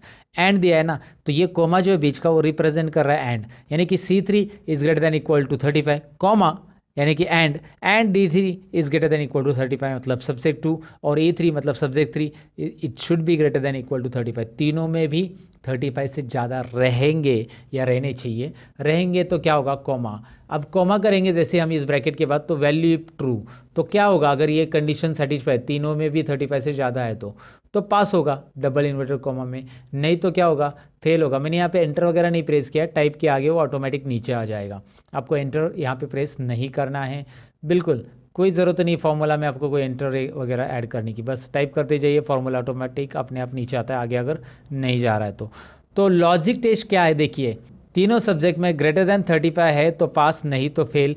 एंड का कंडीशन यही काम कर रहा है, एंटर कीजिए, यहाँ पे रिजल्ट आपको मिल रहा है। Are you getting? Look at here, pass pass दोनों भी है क्योंकि तीनों सब्जेक्ट में 35 से ज़्यादा है। यहाँ पे तो ऑफकोर्स 100 ही है, और यहाँ पे देखेंगे तो 35 से कम है किसी ना किसी सब्जेक्ट में। ये तो तीनों सब्जेक्ट में फेल है, लगभग एक सब्जेक्ट में पास है यहाँ पे 35। और यहाँ पे देखिए ये पास होता है कि नहीं होता है, अभी दिखाता हूँ मैं आपको। हो गया पास, राइट। तो तीनों में आपको 35 या 35 से ज़्यादा मार्क्स है तो ही पास होगा, नहीं तो फेल बताएगा। ये हमारा एंड का कहना था। एंड उस तरह से काम करता है जैसे यहाँ पे सारी चीज़ें कंपलसरी होती है एंड के अंदर दी हुई, तो कंपल्शन का काम करता है। जैसे एग्जांपल लो ना, आप अगर कोई ड्राइविंग लाइसेंस निकालने जाते हो और वहाँ पे आपको बोला कि आधार कार्ड और पैन कार्ड दोनों भी चाहिए, मतलब मैं एग्जांपल बता रहा हूँ, तो दोनों भी चाहिए, दोनों कंडीशन है तो ही आपका ड्राइविंग लाइसेंस निकलेगा। यानी कि जहाँ पे दोनों चीज़ें कंपलसरी है या जितनी भी चीज़ें दी हुई कंपलसरी है वो होता है एंड। तो वो क्या बोलेंगे आपको, आपका ड्राइविंग लाइसेंस निकालना है आपको तो आधार कार्ड और पैन कार्ड, और बोलेंगे क्या बोलेंगे, और आधार कार्ड और पैन कार्ड, यानी एंड, राइट। तो वैसे ही अगर आपको और के साथ रिजल्ट निकालना है, और मतलब क्या होता है, ऑप्शनल, राइट। तो और के साथ निकालना है तो कंडीशन क्या रहेगी, मैं दिखाता हूँ। यहाँ पे एक कॉलम इंसर्ट करना है, जो कि मैंने आपको बताया कॉलम कैसे इंसर्ट करना है ऑलरेडी। राइट क्लिक करके इंसर्ट, यहाँ पे रिजल्ट 2 नाम देते हैं हम इसका। तो यहाँ पे इफ और ओपन ब्रैकेट के बाद मैं और लिखूंगा, और से भी आंसर सही आएगा दोस्तों। जी हाँ, सही आएगा, लेकिन आप बोलोगे कैसे, कंडीशन में हम चेंज करने वाले हैं। सब्जेक्ट 1 की कंडीशन में हम लेंगे लेस देन 35। अब ऐसा क्यों, मैं आपको समझाता हूँ। चलिए यहाँ पे पहले फॉर्मूला टाइप कर देते हैं। सब्जेक्ट 1 के बाद सब्जेक्ट 2 यानी D3, वहाँ पे क्लिक करेंगे तो भी चलेगा, less than 35, and comma E3 less than 35। इससे होगा क्या, तीनों में से किसी भी एक सब्जेक्ट में 35 से कम है, तो मैंने और लिखा है ना दोस्तों। और का मतलब यहाँ पे होता है कोई भी एक सब्जेक्ट में 35 से कम है तो वो सब्जेक्ट 1 में चेक करेगा 35 से कम है तो डायरेक्टली वो रिजल्ट शो करेगा, या सब्जेक्ट 2 में चेक करेगा 35 से कम मिला तो डायरेक्ट रिजल्ट शो करेगा, और सब्जेक्ट 3 में भी चेक करेगा। तीनों में से किसी, तीनों में भी 35 से कम नहीं रहने चाहिए, ऐसा नहीं कि तीनों में भी, तीनों में से किसी भी एक में, क्योंकि और लिखा है हमने एंड नहीं लिखा है, तो तीनों में से किसी भी एक में अगर 35 से कम है तो कॉमा डबल इन्वर्टेड कॉमा में फेल, और फिर कॉमा डबल इन्वर्टेड कॉमा में पास। यहाँ पे एक भी कॉमा नहीं मिस करना है, नहीं तो फॉर्मूला कॉमा में चला जाएगा। हमेशा की तरह मजाक कर रहा हूँ, लेकिन यहाँ पे मैं आपको बताऊँ कि कॉमा भूलना नहीं है दोस्तों। फेल और पास कैसे निकाला ये रिजल्ट आपको दिखाई दे रहा है। चलिए मैं आपको दिखाता हूँ आंसर क्या आता है इसका। एंटर कीजिए and have a look this. क्या हो रहा है देखिए, पास है, और मैं इस फॉर्मूला को यहाँ पे ड्रैग करूँगा। नाउ यू कैन सी, यहाँ पे दिखाई दे रहा है जैसे यहाँ पे आ रहा था एंड के साथ आंसर, वैसे ही यहाँ पे आ रहा है। Got it. कोई डिफ़िकल्टी नहीं है दोस्तों, इसे निकालने में कोई प्रॉब्लम नहीं आएगा। आप इस फॉर्मूला को ज़रा ध्यान से समझने की कोशिश कीजिए, रट्टा मत मारिएगा, रट्टा मारने से कुछ मतलब नहीं होता है। एंड क्या काम करता है, और वैसे काम करता है जैसे आप एक वोटिंग कार्ड निकालने गए और वहाँ पे बोला कि यार आपके पास आधार कार्ड है, वो बोला, आपने बोला नहीं। आपके पास पैन कार्ड है, तो चलो लाओ पैन कार्ड से बना देते हैं, आपने बोला है तो पैन कार्ड से भी बनेगा, या आधार कार्ड, दोनों में से एक है। मतलब सभी चीज़ें कंपलसरी नहीं है, ऑप्शनल है। आधार कार्ड नहीं है तो पैन कार्ड दिखाओ, पैन कार्ड नहीं तो राशन कार्ड दिखाओ, ऐसे आपको बोला गया है। तो यहाँ पे ऑप्शनल चीज़ें आती है, तो यहाँ पे वही मैंने किया कि C3 में जाकर वो चेक करेगा 35 से कम है क्या, है तो डायरेक्ट फेल बताएगा, आगे की कंडीशन उसे चेक करने की ज़रूरत नहीं है क्योंकि ये और है दोस्तों। और D3 में चेक करेगा 35 से कम है क्या, है तो डायरेक्टली फेल बताएगा, नहीं तो फिर E3 में चेक करेगा, E3 में 35 से कम है तो है तो फेल बताएगा, तीनों में भी नहीं है तो डायरेक्टली क्या बताएगा, वो पास बताने वाला है, क्योंकि ये सेटिस्फाई नहीं हो रहा है, राइट। तो इस तरह से इफ एंड और इफ और इफ काम करता है। बस अभी इफ में एक और चीज़ सीखना है जिससे हम ग्रेड निकालने वाले हैं, यानी कि नेक्स्ट इफ। अब नेक्स्ट इफ कैसे होगा, if with in if, if के अंदर इफ, हम इफ के अंदर इफ, हम इफ के अंदर इफ, बहुत सारे इफ लेने वाले हैं।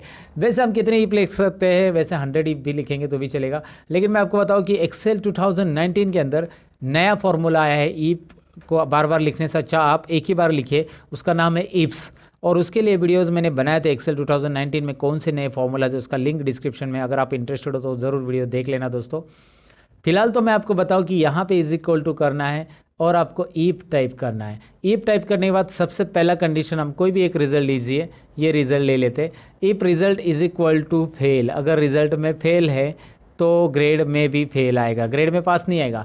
If result is equal to fail then result अगर फेल है तो ग्रेड भी फेल है, ये समझ लेना। पहली कंडीशन हमने दे दी कि रिजल्ट फेल है तो ग्रेड फेल है। अगर रिजल्ट फेल नहीं है तो पास ट्रैक करने की ज़रूरत नहीं, ऑटोमेटिक फेल नहीं है तो कॉमा कीजिए, यानी कि यहाँ पे आपके पास ईफ में दो आंसर रहते हैं, फेल है तो फेल, फेल नहीं है तो क्या आंसर आएगा, फेल नहीं है तो if open bracket, if open bracket के अंदर लॉजिक टेस्ट देंगे हम इस ग्रेड के लिए।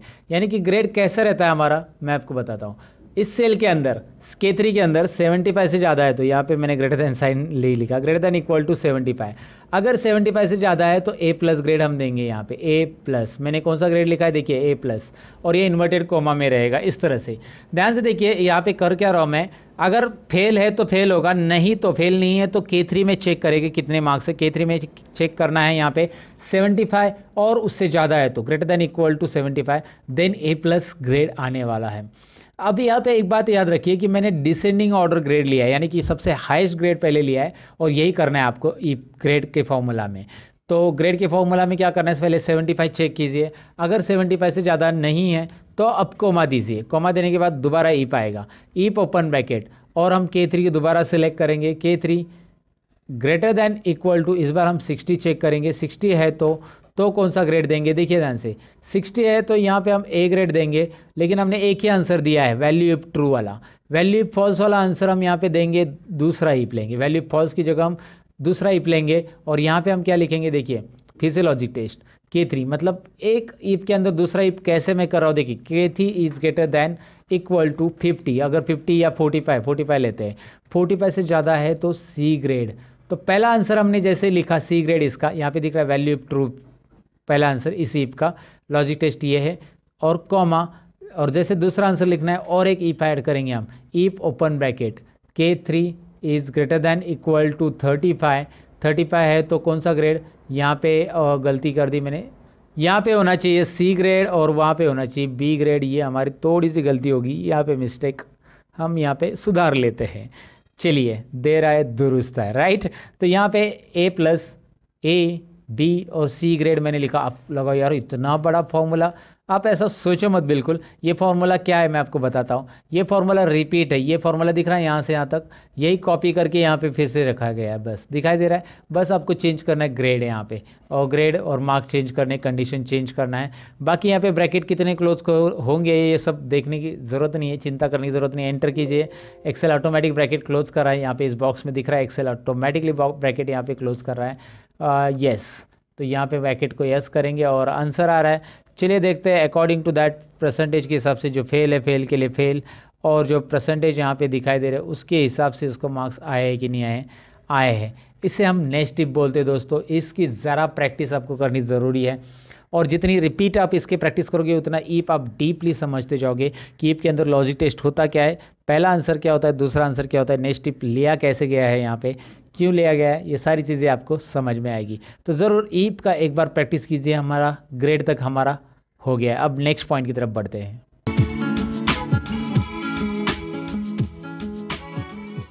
तो नेक्स्ट पॉइंट ये है कि हमने इस पर रिजल्ट तो कर लिया, अब हमारा नेक्स्ट पॉइंट है चार्ट्स। जी हाँ, चार्ट्स को डिटेल में समझ लेते हैं। हमने ये तो कर लिया कि भाई इसमें रिजल्ट कैसे निकालना है। अब ये यहाँ पे मैंने इसे सिलेक्ट कर लिया मार्क्स को नेम्स के साथ, और चार्ट्स इसके ऊपर बनाना है। मुझे देखना है कौन से स्टूडेंट को कौन से सब्जेक्ट में मार्क्स कितने हैं, तो मैं इसे सिलेक्ट करूँगा और इंसर्ट में जाकर यहाँ पे आपको चार्ट मिल जाते हैं। बहुत सारे चार्ट के अलग अलग ऑप्शन आपको यहाँ पे मिलेंगे, बहुत सारे चार्ट्स के अलग अलग ऑप्शन आपको यहाँ पे मिलेंगे, कॉलम चार्ट वगैरह वगैरह सब है। और सपोज आप यहाँ पे कोई भी चार्ट सेलेक्ट करके इंसर्ट करते हो तो यहाँ पे देखिए कैसे आने वाला है। डायरेक्ट प्रीव्यू आपको दिखाई देता है यहाँ पे। अच्छा, ये डायनेमिक है, माउस घुमाओ आपको प्रीव्यू नज़र आएगा, और जो अच्छा लग रहा है वो यहाँ पे आप इंसर्ट कर सकते हैं। फिलहाल एक नॉर्मल एक कॉलम चार्ट में इंसर्ट कराओ, इसकी डिटेल में हम समझने वाले हैं कि कैसे करना है इसे। लेकिन मैंने क्या किया, नेम ऑफ स्टूडेंट से आगे सिलेक्ट किया, सब्जेक्ट की हेडिंग नहीं सिलेक्ट की। इसीलिए क्या हुआ, यहाँ पे सब्जेक्ट की सीरीज़ 1 2 3 आ रहा है। मैं इसे डिलीट कर देता हूँ और डेटा में पूरा यहाँ से यहाँ तक डेटा सिलेक्ट कर रहा हूँ। फिर उसके बाद इंसर्ट में जाकर तो चार्ट आप ले सकते हैं, या फिर उसके लिए एक शॉर्टकट की भी आप प्रेस कर सकते हैं जो कि है F11।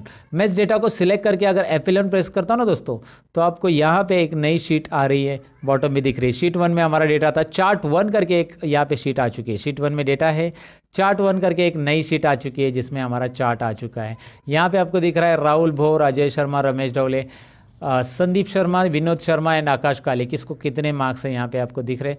ईजिली आप इस मार्क्स के थ्रू, मतलब इस चार्ट के थ्रू गेस कर सकते हैं, या फिर देख सकते हैं किसको कितने मार्क्स हैं, ईजिली देख सकते हैं। गेस करने की ज़रूरत नहीं, वैसे देख सकते हैं। यहाँ पे मैं आपको बताऊँ कि ये जो चार्ट मैंने क्रिएट किया है इसके बहुत सारे अलग अलग ऑप्शन बनते हैं जो कि हमें यहाँ पे देखने हैं। डिज़ाइन टैब के अंदर चार्ट को पूरा कंप्लीटली सीखना है और इसके ऊपर फॉर्मेटिंग करने के लिए बाजू में फॉर्मेट टैब भी आया है। अब इस चार्ट को मैंने जानबूझकर अलग से शीट पे लिया ताकि हम यहाँ पे कुछ फॉर्मेटिंग कर सके। सबसे पहले तो मैं आपको बताऊँ कि यहाँ पे ये जो नाम दिखाई दे रहे हैं नीचे वाले, इसकी स्टाइल आप बदल सकते हैं, इसकी साइज़ बदल सकते हैं, सब कुछ कर सकते हैं। उसके लिए होम टैब में जाकर यहाँ से आप इसकी साइज़ बढ़ा सकते हैं। देखिए मैं बढ़ा रहा हूँ, राइट। आप जितना चाहिए उतनी साइज़ उसकी मर्ज़ी बढ़ा सकते हैं। यहाँ पे उसको बैकग्राउंड कलर देना है दे सकते हैं, इस तरह से उसको हाईलाइट कर सकते हैं, बोल्ड करना है कर सकते हैं। और आप यहाँ पे चार्ट टाइटल दिया है, इसकी भी साइज़ बढ़ा सकते हैं। उसमें चार्ट टाइटल में कुछ नया नाम डालना है तो आप बस उस पर क्लिक रखिए, फॉर्मूला बार में क्लिक करके यहाँ पे लिखिए स्टूडेंट प्रोग्रेस या कुछ भी आप लिख सकते हैं यहाँ पे। तो इस तरह से चार्ट यहाँ पे चार्ट के लिए टाइटल भी ऐड होता है। अच्छा, डिज़ाइन टैब में मैं आपको बताऊँ कि यहाँ पे रेडीमेड डिज़ाइन से यहाँ पे अगर आप अप्लाई करते हो तो रेडीमेड डिज़ाइंस आ जाती है। जो मैंने फॉर्मेटिंग की थी वो गायब हो जाएगी और रेडीमेड स्टाइल रेडीमेड डिज़ाइन आपको यहाँ पे देखने मिल जाएगी। हाँ, दोबारा आप रेडीमेड डिज़ाइन के बाद भी फॉर्मेटिंग करना चाहते हो तो ये अलाउ करता है, कोई बात नहीं है। आप यहाँ पे बस आके चार्ट के साइज़ वगैरह टेक्स्ट बढ़ा सकते हैं, जितनी चाहिए उतनी टेक्स्ट साइज़ वहाँ पे रखो, बोल्ड करना है बोल्ड कीजिए, हो रहा है। यहाँ पे जो आता है नीचे इसे लीजेंड बोलते हैं, सब्जेक्ट 1 2 3। इस लीजेंड को आप ऊपर भी रख सकते हैं, क्लिक एंड ड्रैग करके जहाँ पे चाहिए वहाँ पे रख सकते हैं। ऐसा क्लिक एंड ड्रैग करके रख सकते हैं। इसकी साइज़ आप ऐसे बढ़ा सकते हैं बॉक्स की, और उसके अंदर के कंटेंट की साइज़ बढ़ाने के लिए यहाँ पे क्लिक कर सकते हैं। यहाँ पे आपको दिख रहा है कंटेंट की साइज़, और इसे भी हम बोल्ड करेंगे।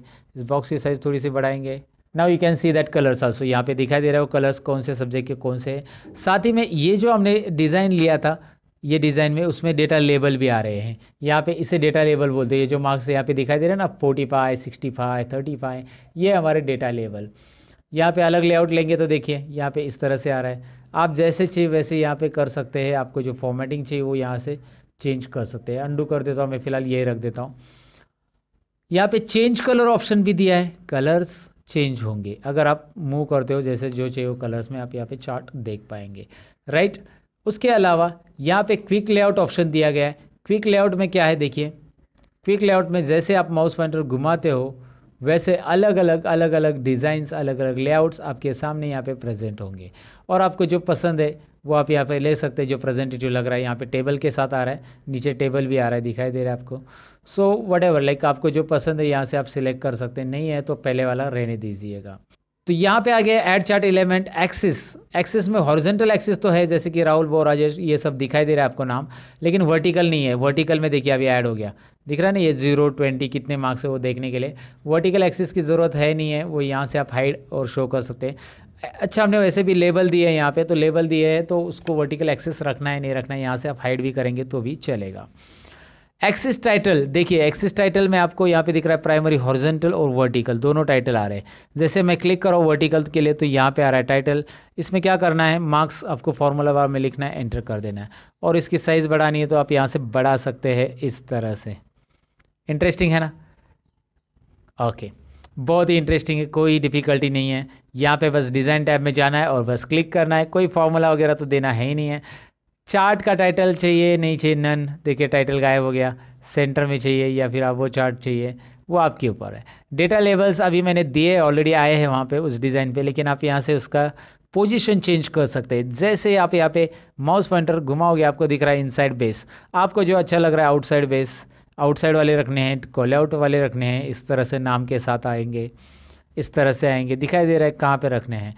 And that's up to you कि कहाँ पे उसे रखना है। चलो एक ही पोजीशन पे मैंने रख दिया। सबके डेटा लेबल्स यहाँ पे आपको नीचे दिखाई दे रहे हैं। ऐड चार्ट एलिमेंट में डेटा लेबल के बाद डेटा टेबल्स भी है, जो कि आप टेबल्स दिखाना चाहते हैं नहीं दिखाना चाहते, यहाँ पे है। विथ लीजन विदाउट लीजन है, यानी कलर्स नीचे आते हुए दिखाई देंगे। देखो नीचे जैसे इसमें लिखा विथ लीजन तो नीचे लीजन की के साथ आ रहे, नो लीजन कलर के साथ नहीं आ रहे। यहाँ पे ग्रिड लाइन से साथ में ग्रिड लाइंस को शो करना है वगैरह, यहाँ से आप कर सकते हैं। एरर्स की अभी हमें चेक नहीं करना है, लेकिन ग्रिड लाइन वगैरह दिखाना है तो आप यहाँ से ग्रिड लाइन देख सकते हैं। बहुत सारी ग्रिड लाइन अप्लाई कर सकते हैं बैकग्राउंड में, और साथ में लीजन का पोजीशन भी आप डिसाइड कर सकते हैं। राइट में रखना है, टॉप में रखना है, बॉटम में रखना है, लेफ्ट में रखना है, बॉटम में रखना है। यहाँ पे लीजेंट आपको दिखाई दे रहा है, जैसे मैं मूव कर रहा हूँ, राइट में चाहिए तो राइट में, टॉप में चाहिए तो टॉप में। ये लीजेंट हम बोलते हैं इसे। इसे आप माउस से ड्रैग करके भी रख सकते हैं। तो ये चार्ट के एलिमेंट है, बेसिक लेवल पे इसे देखना है, सीखना है। क्विक लेआउट के बारे में मैंने आपको बताया है, ये चार्ट की डिज़ाइन बताई। यहाँ पे है स्विच रो को स्विच करना है। वाह, इंटरेस्टिंग है ना। देखिए क्या हो रहा है, मैं आपको बताता हूँ। सब्जेक्ट 1 2 3 जो यहाँ पे थे, मतलब कलर में, वो अभी देखिए राहुल शर्मा अलग अलग हर एक के कलर आ चुके हैं। रोज़ को कॉलम में, कॉलम के रोज़ के कर रहा है यहाँ पे। तो राहुल बोर का कलर, राहुल बोर को सब्जेक्ट 1 में कितने मिले, या फिर सभी सब्जेक्ट 1 2 और 3 के यहाँ पे आ रहे हैं ओवरऑल रिजल्ट। आप बस स्विच करेंगे, ये चेंज होगा, ऐसे स्विच करेंगे ये ऐसा चेंज होगा। आपको जैसे ज़रूरी वैसे रख सकते हैं। सिलेक्ट डेटा में जाइए। सिलेक्ट डेटा में यहाँ पे आपको डेटा कम करना है। जैसे आपको यहाँ पे 4 ही स्टूडेंट का डेटा लेना था, अब आपके पास 4 ही स्टूडेंट का रिकॉर्ड है। समझ में आपको? सिलेक्ट डेटा में जाकर डेटा आप बदल सकते हैं। जो डेटा आपको यहाँ पे और बढ़ाना है तो और बढ़ाएंगे। यहाँ पे सिलेक्ट डेटा का बहुत बड़ा काम रहता है जब आप एमआईएस रिपोर्ट जनरेट करते हो। और चार्ट का भी बहुत बड़ा काम रहता है। सिलेक्ट डेटा, स्विच रोज, ये सारी चीज़ें वहाँ पे यूज़ होती हैं। फिलहाल चेंज चार्ट टाइप आपके लिए ऑप्शन है, और यहाँ से आप इस चार्ट को लाइन में, पाई में, बार में कन्वर्ट कर सकते हैं। अब मेरे पास ज़्यादा कॉलम है तो यहाँ पे कॉलम और बार चार्ट ही प्रेजेंटेटिव रहेगा, और बाकी सब तो इतने नहीं रहेंगे। इसीलिए यहाँ पे चेंज चार्ट टाइप में आप देखेंगे ज़्यादा कॉलम्स के लिए ये बार ही चलता है, सिंगल कॉलम के लिए पाई चलेगा, सिंगल वैल्यूज़ रहेगी। तो फिलहाल आप कॉलम चार्ट लीजिए और इसे सीधा कर दीजिएगा। तो चेंज चार्ट टाइप में क्या होता है ये मैंने बताया। अब ये चार्ट हमारा चार्ट 1 शीट में है दोस्तों, और मैं चाहता हूँ कि इसे शीट 1 में ले लूँ। तो शीट 1 में ले सकते कि नहीं ले सकते? बिल्कुल ले सकते। कैसे? यहाँ पे डिज़ाइन में यहाँ पे ऑप्शन है मूव चार्ट। कौन सा ऑप्शन है? देखिए, मूव चार्ट। तो करना क्या है, बस मूव चार्ट पे क्लिक कीजिए। कहाँ पे रखना है उसको? ऑब्जेक्ट इन में रखना है, और ऑब्जेक्ट इन में कहाँ पे है? शीट 1 में रखना है। तो ऑब्जेक्ट इन में क्लिक कीजिए, शीट 1 में। अब यही चार्ट आपको शीट 1 में मिल जाएगा। इसकी साइज़ बहुत बड़ी की थी हमने, अब इसे छोटी करनी पड़ेगी आपको। यहाँ से दोबारा इसकी साइज़ छोटी कीजिए, तभी तो चार्ट नज़र आएगा। राइट, इसकी भी साइज़ हमने बहुत बड़ी की थी, इसे छोटी करनी पड़ेगी, तभी आपको चार्ट यहाँ पे डिटेल में दिख रहा है। ग्रिड लाइन नीचे, तो ग्रिड लाइन पे क्लिक करके आप इसे डिलीट कर सकते हैं। यहाँ पे 2-4 अलग अलग मेजर माइनर ग्रिड लाइन थी, उसे मैंने डिलीट कर दिया। सिलेक्ट करके ग्रिड लाइन के ऊपर क्लिक करके डिलीट कर सकते हैं। तो चार्ट को रिप्रेजेंट कैसे करना है, एक बिगिनर लेवल पे चार्ट में कौन कौन से फंक्शंस रहते हैं, ऑप्शंस कैसे रहते हैं, टाइटल कहाँ से ऐड करना रहता है, या फिर लीजेंड क्या होता है, टेबल कैसे ऐड करना था, डेटा लेवल क्या होता है, ये सारी चीज़ें मैंने एक्सप्लेन करने की यहाँ पे इस टॉपिक में कोशिश की है दोस्तों। अब हम बढ़ते हैं अगले टॉपिक की ओर। और हाँ जी दोस्तों, आप अगर कंप्यूटर कोर्स से सीखना चाहते हैं, वो भी सीरियली, यानी कि tally course, Photoshop, Corel Draw और ऐसे बहुत सारे कोर्स जो कि आपको सीरीज़ में सीखने, तो उसके लिए मैंने एक नया चैनल ओपन किया है जिसका नाम है रियल ट्यूटोरियल, जो कि यहाँ पे आपको स्क्रीन के ऊपर दिखाई दे रहा है। आपको इस रियल ट्यूटोरियल में प्लेलिस्ट में क्लिक करना है दोस्तों। प्लेलिस्ट के अंदर यहाँ पे आपको सीरीज वाइज वीडियो मिलेंगी। आपको टैली की वीडियोस देखना है, आपको फोटोशॉप के देखना है, आपको ऑटोकैड के देखना है। फिलहाल तो 3 सीरीज़ यहाँ पे है, तो इसमें से जो वीडियोज़ आपको देखने हैं उसकी सीरीज़ पे क्लिक कीजिए, एक साथ सभी वीडियोज़ आपको मिलेंगे। तो अगर आप बनना चाहते हैं कंप्यूटर कोर्सेज में मास्टर, तो इस चैनल को ज़रूर फॉलो कीजिए। लिंक आपके लिए मैंने डिस्क्रिप्शन में दे दिए, रियल ट्यूटोरियल, ज़रा चेक कीजिएगा दोस्तों। तो इस तरह से ये चार्ट में सारी चीज़ें हो गई। और चार्ट में आप बैकग्राउंड में लोगो ऐड करना चाहते हैं, आपको लगता है कि यार यहाँ पे बैकग्राउंड में कुछ काम किया जाए, तो राइट क्लिक कीजिए इस चार्ट के ऊपर। राइट क्लिक करने के बाद format chart area, look at here, format chart area, इस ऑप्शन पे क्लिक कीजिए। और इस ऑप्शन पे क्लिक करने के बाद यहाँ पे आपको फिल में जाना है। फिल में राइट साइड में आप देखेंगे यहाँ पे बहुत सारे ऑप्शंस आ रहे हैं, no fill, solid fill, gradient वगैरह वगैरह वगैरह। तो आपको पिक्चर लेना है तो पिक्चर लीजिए, ग्रेडियंट पैटर्न लेना है तो पैटर्न लीजिए। यहाँ से अलग अलग पैटर्न आपको बैकग्राउंड में नज़र आएंगे। इंटरेस्टिंग पैटर्न है, आप जो देना चाहते हो दे सकते हैं प्रेजेंटेशन के लिए। आप चाहते हैं ऑटोमेटिक तो ऑटोमेटिक आ जाएगा। पैटर्न फिल चाहिए, पिक्चर एंड टेक्सचर चाहिए, यहाँ से फाइल ऑप्शन है जहाँ से हम अपनी कंपनी का लोगो भी ऐड कर सकते हैं। अगर आपके पास कंपनी का लोगो वगैरह है तो बैकग्राउंड में ऐड कर सकते हैं। और उसकी ट्रांसपेरेंसी भी आप यहाँ से सेट कर सकते हैं, मतलब आपका लोगो बहुत ही डार्क है, so you can do it like this. Okay, so ये डेटा के ऊपर काम करने के लिए इंटरेस्टिंग चीज़ें मैंने आपको बता दी है। सो ये डेटा चार्ट में लेकर किस तरह से चार्ट के ऊपर काम करना है मैंने आपको बता दिया। लोगो बैकग्राउंड में कैसे ऐड करना है, कलर्स एंड ऑल। तो ये था चार्ट फॉर बिगिनर्स। और चार्ट से रिलेटेड और एमआईएस सीरीज से रिलेटेड बहुत सारे वीडियोस मैंने ऑलरेडी चैनल पे बनाया है, डिस्क्रिप्शन में उसकी लिंक है, ज़रा देख लेना। अब बढ़ते हैं अगले टॉपिक की ओर। तो चार्ट्स तो हमने सीख लिया, लेकिन यहाँ पे अभी कुछ होम टैब की जो बेसिक ऑप्शन है जो डेली आपको डेटा एंट्री के लिए वगैरह यूज़ हो सकते हैं, ऐसे ऑप्शंस मुझे यहाँ पे बहुत बताना ज़रूरी है। वैसे कॉपी पेस्ट वगैरह तो आपको आता ही होगा, कॉपी पेस्ट, कट पेस्ट, ये ऑप्शंस तो यहाँ पे है ही है। यहाँ पे मैं आपको दिखाता हूँ कि ये डेटा मैं Ctrl+C से कॉपी कर रहा हूँ और यहाँ पे कर्सर रख के यहाँ पे मैं इसे पेस्ट करूँगा, आपको पता ही है। पेस्ट करूँगा तो यहाँ पे रिपीट आ जाएगा, लेकिन पेस्ट के अंदर कुछ और ऑप्शंस है जिसका नाम है पेस्ट स्पेशल। ये पेस्ट स्पेशल्स ऑप्शन है सारे के सारे, और पेस्ट स्पेशल के सारे ऑप्शंस का एक वीडियो मैंने बनाया है जिसका लिंक मैं आपके लिए डिस्क्रिप्शन में दूंगा। ये पेस्ट स्पेशल कंप्लीटली कैसे यूज़ किया जाता है इसका ऑलरेडी मैंने वीडियो बनाया है, जिसका लिंक आपको डिस्क्रिप्शन में मिलेगा। यहाँ पे भी मैं स्क्रीन के ऊपर दिखा रहा हूँ कि लर्न मोर चैनल पे ऑलरेडी ये वीडियो अपलोड हो चुका है, तो वो आपको ज़रूर देखना होगा, क्योंकि यहाँ पे मैं अभी ये सारे कंटेंट ऐड नहीं कर रहा हूँ, लेकिन ऑलरेडी वीडियो मैंने बनाया है, इसका एक इंफॉर्मेशन मैं आपको दे रहा हूँ यहाँ पे। उसके अलावा फॉर्मेट पेंटर क्या काम का होता है मैं आपको बता देता हूँ। कॉपी पेस्ट तो जनरली सबको आता है, कट पेस्ट भी जनरली पता रहता है, लेकिन फॉर्मेट पेंटर जनरली सब लोगों ने वहाँ पे देखा रहता है लेकिन नहीं आता है। तो मैं आपको बता देता हूँ करना क्या है। यहाँ पे सपोज आपने कोई फॉर्मेटिंग की और यही जो फॉर्मेटिंग का बैकग्राउंड या फिर इसे बोल्ड किया है, आपने अंडरलाइन किया है, यही टाइटल का फॉर्मेटिंग आप इसे भी करना चाहते हैं ऊपर, या ऊपर के पूरे रो को, ये रो को करना चाहते हैं, तो करना क्या है, कर्सर आपका इसी पे रहेगा, जिस पे फॉर्मेट किया है उस पे कर्सर रखो, फॉर्मेट पेंटर पे क्लिक करो। फॉर्मेट पेंटर पे जैसे ही आप क्लिक करोगे, look at here, format painter पे मैंने क्लिक किया और जैसे क्लिक करोगे माउस पॉइंटर पे पर ध्यान दीजिए, ब्रश के साथ आ रहा है। आप जिसके ऊपर भी ये घुमाओगे आप ऐसे, वो उसके ऊपर ये फॉर्मेटिंग अप्लाई होने वाला है। देखिए मैंने घुमा दिया, इसके ऊपर ये फॉर्मेटिंग यहाँ पे अप्लाई हो चुका है। समझ में आपको फॉर्मेट पेंटर होता क्या है। वैसे फॉर्मेट पेंटर को आप सिंगल क्लिक और डबल क्लिक से भी यूज़ कर सकते हैं। अभी मैंने सिंगल क्लिक से यूज़ किया और ड्रैग किया। अब दूसरा है कि मैंने इस पे ऊपर डबल क्लिक किया। अगर मैं डबल क्लिक करूँगा ना, तो मैं एक साथ यहाँ पे मैंने राहुल बोर को, सपोज अजय वर्मा को फॉर्मेट करना चाहता हूँ। अभी देखिए फॉर्मेट पेंटर कंटिन्यू चालू रहता है अगर आपने फॉर्मेट पेंटर पे डबल क्लिक किया तो। ये बात बहुत सारे लोगों को पता नहीं रहता है कि फॉर्मेट पेंटर पे हम डबल क्लिक करके फॉर्मेट पेंटर को ऐसे रिपीट भी यूज़ कर सकते हैं। सिंगल क्लिक किया तो क्या होगा, एक ही बार फॉर्मेट पेंटर वर्क करेगा। डबल क्लिक करेंगे तो ऐसा मल्टीपल टाइम्स आप वर्क कर सकते हैं फॉर्मेट पेंटर पे। जहाँ पे भी आप क्लिक करोगे फॉर्मेट पेंटर चालू ही रहेगा। एस्केप बटन करेंगे तो फॉर्मेट पेंटर रिमूव हो जाएगा। एस्केप बटन प्रेस कीजिए। देखिए मैं दोबारा बता देता हूँ, आपको यहाँ पे क्लिक करना है, फॉर्मेट पेंटर सिंगल क्लिक किया और आपने जिस नंबर पे, मैं यहाँ पे ड्रैग कर रहा हूँ फिलहाल, तो वो उतना फॉर्मेट हो रहा है। फिर से फॉर्मेट पेंटर, माउस की तरफ ध्यान दीजिए, अभी प्लस साइन आ रहा है, फॉर्मेट पेंटर नहीं आ रहा है। अगर मैं इस पर क्लिक करके डबल क्लिक करता हूँ फॉर्मेट पेंटर पे, now I can click here I can drag here also. तो एक साथ मल्टीपल सेल्स को फॉर्मेट करने के लिए आप फॉर्मेट पेंटर पे डबल क्लिक कीजिएगा। है ना इंटरेस्टिंग। फिलहाल मैं अंडू कर देता हूँ।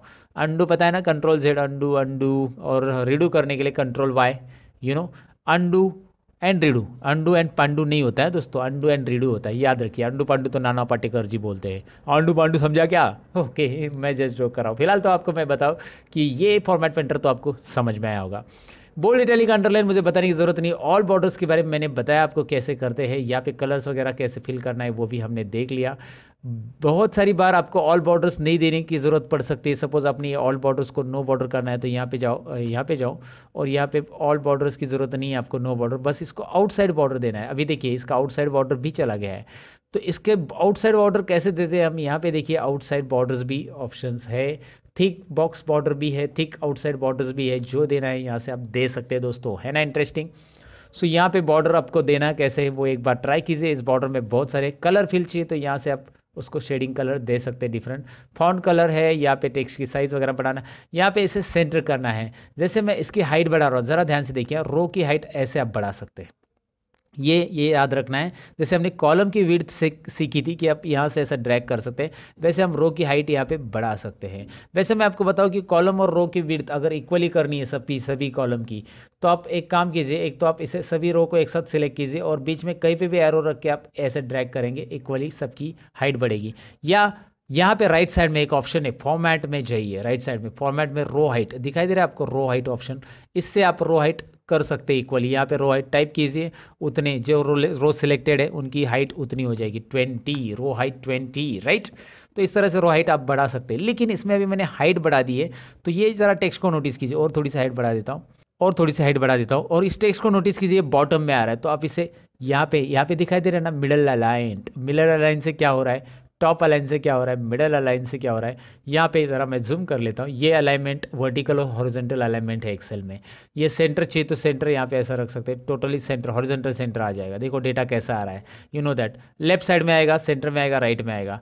अगर आप लेफ्ट अलाइनमेंट ही रख के टेक्स्ट को थोड़ा सा आगे लेना चाहते हैं तो आप जैसे इस कॉलम के अंदर टेक्स्ट लिखा गया है, मैं इस कॉलम को सिलेक्ट करूँगा and what I will do, इसको मैं थोड़ा सा यहाँ पे देखिए इंडेंट ऑप्शंस यूज़ करूँगा। इंडेंट से क्या होता है मैं आपको बताता हूँ। देखिए इंडेंट से इस तरह से टेक्स्ट आप आगे ले सकते हैं, पीछे करना है पीछे, इंडेंट इंडेंट और बढ़ाओ कम करो, तो लेफ्ट इंडेंट से इस तरह से टेक्स्ट को आगे लेके रख सकते हैं आप। इसके अलावा जैसे आपने बहुत सारे कैलेंडर वगैरह में देखा होगा, संडे वगैरह ऐसा क्रॉस में लिखा रहता है, तो यहाँ पे ऑप्शन है देखिए, इसे आप टेक्स्ट को रोटेट कर सकते हैं। Vertical text, angle clockwise, angle counter clockwise, ज़रा करके तो देखिए यहाँ पे देखिए कैसा टेक्स्ट आएगा। राइट, आपने देखा होगा ना, यहाँ पे देखिए अभी जैसे वो कैलेंडर में रहता है ना संडे मंडे ऐसा क्रॉस में लिखा रहेगा, आपने देखा होगा शायद। तो ये ज़रूरी है तो कीजिए, नहीं तो इसके ऊपर दोबारा क्लिक करके वो रिमूव हो जाएगा वहाँ पे। इसको बोलते हैं टेक्स्ट का ओरिएंटेशन। टेक्स्ट ओरिएंटेशन कैसे देना है, टेक्स्ट का अलाइनमेंट कैसे देना है, टेक्स्ट को इंडेंट कैसे देना है, ये हमने यहाँ पे देखा। साथ में मर्ज एंड सेंटर तो हमने पहले ही सीखा था, इस टाइटल को मर्ज एंड सेंटर कैसे करते हैं। लेकिन इसके अलावा हमें यहाँ पे सीखना है, हमें यहाँ पे जानना है रैप टेक्स्ट के बारे में। होता क्या wrap text, I let you know कैसे, दिखाता हूँ मैं आपको। सबसे पहले सपोज यहाँ पे एक एग्जांपल लो कि नेम ऑफ स्टूडेंट का जो रो हाइट है ना, वो मैंने थोड़ा सा यहाँ पे ऐसा कम करके रख दिया अभी। Okay, so name of student में मैंने यहाँ पे एक चीज़ बढ़ा दी, जैसे मैंने नेम ऑफ टैली स्टूडेंट और एक्सेल स्टूडेंट ऐसा बढ़ा दिया। अब ये आगे जा रहा है, लेकिन मैं इसकी कॉलम की विड्थ नहीं बढ़ाना चाहता हूँ, जो कि हम यहाँ से डबल क्लिक करके बढ़ा सकते हैं, आपको पता है। मैं चाहता हूँ इसे रैप टेक्स्ट करना। रैप टेक्स्ट से क्या होता है देखिए, वाह इंटरेस्टिंग है ना, wrap text wrap text wrap text wrap text. मैं क्लिक करूँगा रैप टेक्स्ट पे तो ऐसे आ जाता है। रैप टेक्स्ट निकाल देंगे तो ऐसा आता है। अगर आप चाहते कि यार लिखते समय ये नीचे आ जाए तो लिखते समय भी आएगा। जैसे आप यहाँ पे लिख रहे हो, डबल क्लिक करो, फिलहाल मैं इसके ऊपर मैंने डबल क्लिक किया, अल्ट और एंटर बटन प्रेस करूंगा मैं, अल्ट और एंटर दोस्तों, अल्ट और एंटर करेंगे तो ऐसा नीचे आ सकता है। अल्ट और एंटर लिखते समय ही आ सकता है। अल्ट और एंटर ये रैप टेक्स्ट की तरह ही काम करता है, और रैप टेक्स्ट यहाँ पे आप कर सकते हैं डायरेक्टली वैसे भी। सो रैप टेक्स्ट ये डेटा एंट्री के लिए याद रखो, कॉलम की साइज जब आपके एडजस्ट नहीं हो रही है तो आप इस तरह से कर सकते हैं। राइट, सो रैप टेक्स्ट के बारे में मैंने आपको बताया, मर्ज and centre you know that already. अब अच्छा एक बात और, यहाँ पे अगर मैं डेटा के अंदर, वैसे डेटा के अंदर बहुत सारी चीज़ें, लेकिन मैं यहाँ पे नीचे लिखते जाऊँगा डेटा, तो ऊपर हेडिंग तो चला गया मेरा, तो मुझे ये नहीं पता चलेगा कि यार ये सब्जेक्ट 1 है 2 है या 3 है। बार बार मुझे ऊपर जाके देखना पड़ेगा ना सब्जेक्ट, अगर मैं नीचे लिखते जा रहा हूँ तो ऐसे समय में मैं चाहता हूँ कि ये ऊपर के 2 रो जो है, ये एक और ये 2 रो, ये ऊपर फिक्स रहे और परमानेंट रहे, फ्रीज रहे, उसको फ्रीज बोला जाता है एक्सेल में। तो उसके लिए हमें करना क्या है, तो यहाँ पे कर्सर रखना है 3 नंबर रो पे। कर्सर कहाँ पे रखा है मैंने, देखिए मुझे जो रो लॉक करना है उसके नीचे के रो पे कर्सर रखना है, मुझे ऊपर के रो फिक्स करने हैं। उसके लिए एक व्यू में ऑप्शन दिया है, ज़रा इसे ध्यान से देखिए। व्यू के अंदर यहाँ पे एक फ्रीज पेन्स ऑप्शन है, फ्रीज पेन्स। फ्रीज करेंगे हम, किसको फ्रीज करेंगे, उसने पूछा है कि टॉप रो एक ही करना है या फर्स्ट कॉलम करना है, लेकिन मुझे फ्रीज पेन्स ही करना है क्लिक डायरेक्टली, क्योंकि मैंने ऑलरेडी लोकेशन दे दिया कि 3 नंबर रो पे मैंने कर्सर रखा है। तो फ्रीज पेन्स मैंने ऑन किया तो यू विल नोटिस यहाँ पे एक लाइन आएगी, वो अभी मैंने बॉर्डर दिया इसलिए यहाँ पे समझ में नहीं आ रहा है, लेकिन आपको एक लाइन नज़र आएगी एक्स्ट्रा, या फिर आप डाउन एरो प्रेस करते जाओ, you will find out the changes क्या हो रहे दिखाई दे रहा है आपको। मैं नीचे स्क्रॉल करते जा रहा हूँ और अलग अलग रो में मैं स्क्रॉल कर रहा हूँ तो भी टाइटल हेडिंग वही की वही रह रही है, क्योंकि मैंने उसे फ्रीज किया। और नहीं चाहिए तो आप इसे अनफ्रीज भी कर सकते हैं। वैसे आप कॉलम के लिए भी कर सकते हैं, राइट साइड में अगर आप जा रहे हो ऐसे तो आप उतने कॉलम, अभी मुझे 1 नंबर कॉलम यहाँ पे दिखना चाहिए, मैं 1 नंबर का डेटा टाइप कर रही हूँ या 2 नंबर का, तो मैं इधर बी कॉलम में कर्सर रख दूंगा और यहाँ पे फ्रीज पेन्स में जाकर फ्रीज पेन्स ऑन करूँगा। अब इससे होगा क्या, मैं ऐसे राइट में जाऊँगा तो भी 1 नंबर कॉलम दिख रहा है ना आपको, वो सीरियल नंबर का वो वहाँ पे ही रहेगा। राइट, और बॉटम में आऊँगा तो भी ये आपको दिखाई देगा, क्योंकि मैंने फ्रीज पेन्स B2 या B3 सेल से समथिंग किया है, तो वो पूरा का पूरा यहाँ पे फ्रीज हो चुका है। और मुझे निकालने के लिए अनफ्रीज यहाँ पे करना होगा, अनफ्रीज ऑप्शन फ्रीज की जगह ही आ जाता है। सो ये एक डेटा एंट्री के लिए या डेटा टाइप करते समय याद रखना है, जब आपको डेटा टाइप करना है तो फ्रीज पेन्स और अनफ्रीज पेन ज़रूरी है। अगर आप एक्सेल में बेसिक चीज़ें नहीं जानते ऐसा कुछ, तो फिर मुश्किल हो जाएगा आपके लिए। अब यहाँ पे कुछ चीज़ें और है जो कि हैं नंबर फॉर्मेट में, होम टैब के अंदर से यहाँ पे आपको दिखाई दे रहा है नंबर फॉर्मेट में। जब कभी भी आप डेट लिखते हो एक्सेल के अंदर, ये सारे लोगों से गलती हो जाती है, सारे लोगों से ये प्रॉब्लम होता है। और यहाँ पे डेट लिखने के बाद में, अभी मैं इसके कॉलम की साइज़ बढ़ा देता हूँ नहीं तो वो दिखाई नहीं देगा, बाद में मैं यहाँ पे कोई नंबर टाइप करता हूँ 35, तो वो ऐसा आ रहा है, अरे नंबर ही नहीं ले रहा है, तो यहाँ पे वो डेट फॉर्मेट में कन्वर्ट हो चुका है। तो आपके लिए तरीका ये है कि आप यहाँ पे क्लिक करो और उसे नंबर फॉर्मेट में कन्वर्ट करो। नंबर फॉर्मेट में क्या करना है आपको, कन्वर्ट, तो ये नंबर में दिखाई देगा ना। और आप चाहते हो उसे जनरल फॉर्मेट में रखो जिसमें डेसिमल प्लेसेस ना आए, तो जनरल फॉर्मेट में रखो। जनरली हम जनरल फॉर्मेट में रखते हैं जब कोई नंबर ऑटोमेटिक टाइप करते तो। और डेसिमल के साथ नंबर, करेंसी, यहाँ पे बहुत सारे डेट फॉर्मेट वगैरह आपको दिखाई दे रहे हैं।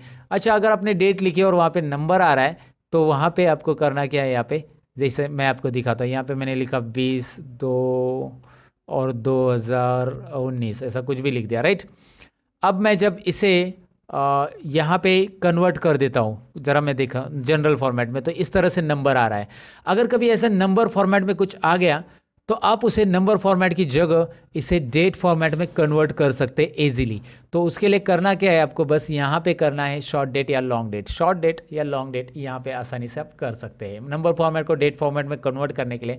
वैसे मैं आपको शॉर्टकट की बताऊँ तो कंट्रोल-शिफ्ट यहाँ पे हैश, ये आप डेट फॉर्मेट में कन्वर्ट कर सकते हैं। कंट्रोल-शिफ्ट 1 नंबर फॉर्मेट में हो जाता है, कंट्रोल-शिफ्ट 2 टाइम फॉर्मेट में हो जाएगा, कंट्रोल-शिफ्ट यहाँ पे जनरल फॉर्मेट में होगा। कंट्रोल-शिफ्ट 1 2 3, ये याद रखिए 1 2 3 कंट्रोल शिफ्ट के साथ ये अलग अलग फॉर्मेट में आपको कन्वर्ट करने के लिए देता है, राइट। कंडीशनल फॉर्मेटिंग वैसे हमने सीख लिया है कैसे करना है, मैंने बताया है। और फॉर्मेट एज कैसे ही ये टेबल होता है ये भी मैंने आपको दिखाया। यहाँ से आपको अलग अलग स्टाइल्स मिल जाती है जो कि आप अप्लाई कर सकते हैं, ये भी मैंने बताया था। इंसर्ट में यहाँ पे इंसर्ट शीट रोज भी आता है, जैसे आप यहाँ पे रो इंसर्ट करना चाहते हो तो मैंने वैसे भी आपको बताया है। रो कंट्रोल+ से इंसर्ट होता है, कंट्रोल- से डिलीट होता है। यहाँ से भी इंसर्ट और डिलीट ऑप्शन है आपके लिए। और फॉर्मेट में आप रो और कॉलम की साइज़ एडजस्ट करने के लिए है ही। कैसे करना है मैंने सारी चीज़ें यहाँ पे बता दी आपको। और ऊपर से मैंने आपको बताया था कि क्लियर में जाकर क्लियर फॉर्मेट से क्या होगा। देखिए यहाँ पे फॉर्मेटिंग अगर नहीं चाहिए तो आप क्लियर कर सकते हैं, मुझे नहीं चाहिए फॉर्मेटिंग, सो क्लियर में जाइए, क्लियर फॉर्मेट्स, फॉर्मेट जाएगा। क्लियर ऑल मतलब पूरा क्लियर हो जाएगा। क्लियर कंटेंट्स मतलब खाली कंटेंट और कमेंट लिखी होगी या हाइपर लिंक दिया रहेगा तो वो क्लियर हो जाएगा। क्लियर ऑल कर दूंगा मैं तो इस तरह से हो रहा है, राइट। सो क्लियर कंटेंट करना है तो कंटेंट कीजिएगा, इस तरह से आप इसे क्लियर कर सकते हैं, राइट। और फिल सीरीज़ के बारे में तो मैंने बताया था स्टार्टिंग में कि आप फिल सीरीज़ कैसे कर सकते हैं। यहाँ पे भी है फिल सीरीज़ ऑप्शन की, डाउन फिल कैसे होगा ऑटोमेटिकली वो दिया है वहाँ पे। और यहाँ पे फाइंड एंड रिप्लेस भी ऑप्शन है, जहाँ से रिप्लेस मतलब वर्ड चेंज करना। जैसे आपको लगता है कि यार यहाँ पे मैंने एक वर्ड टाइप किया जिसमें सब रॉन्ग है, मतलब एक वर्ड आपने 10 बार लिखा है, तो जैसे सब की जगह मुझे सब्जेक्ट ये वर्ड पूरा चाहिए था, तो मैं यहाँ पे सब लिखूंगा और यहाँ पे सब्जेक्ट लिखूंगा। देखिए मैंने क्या किया है, मुझे पूरा वर्ड चाहिए था, सब की जगह सब्जेक्ट लिखना चाहिए, तो यहाँ पे सब लिखा है मैंने। तो सब्जेक्ट 1 2 3 4 आना चाहिए, जो भी सब्जेक्ट है वैसे। तो किया है फाइंड आउट में सब, रिप्लेस विथ में सब्जेक्ट और रिप्लेस ऑल पे click. Now you can see replacement क्या काम करता है। सो फाइंड एंड रिप्लेस भी है, कोई वर्ड ढूंढना है तो फाइंड कर सकते हैं और यहाँ से आप फाइंड डायलॉग बॉक्स आपको मिल जाता है। तो ये मैंने होम टैब यहाँ पे कवर करने की कोशिश की है कि कैसे कुछ करना है, एक्सेल के अंदर क्या क्या चीज़ें होती है, यहाँ पे मैंने डिटेल में एक्सप्लेन करने की कोशिश की है। ये एक्सेल बिगिनर्स के लिए वीडियो है दोस्तों, और इसमें प्रिंटिंग लास्ट ऑप्शन है हमारा, और प्रिंटिंग हम देखते हैं प्रिंट कैसे किया जाता है एक्सेल के अंदर, and then will finish it. और ये बिगिनर्स के लिए एक्सेल है, इसीलिए मैंने इतनी ही चीज़ें कवर की। एक्सेल इतना ही नहीं है, बहुत कुछ है।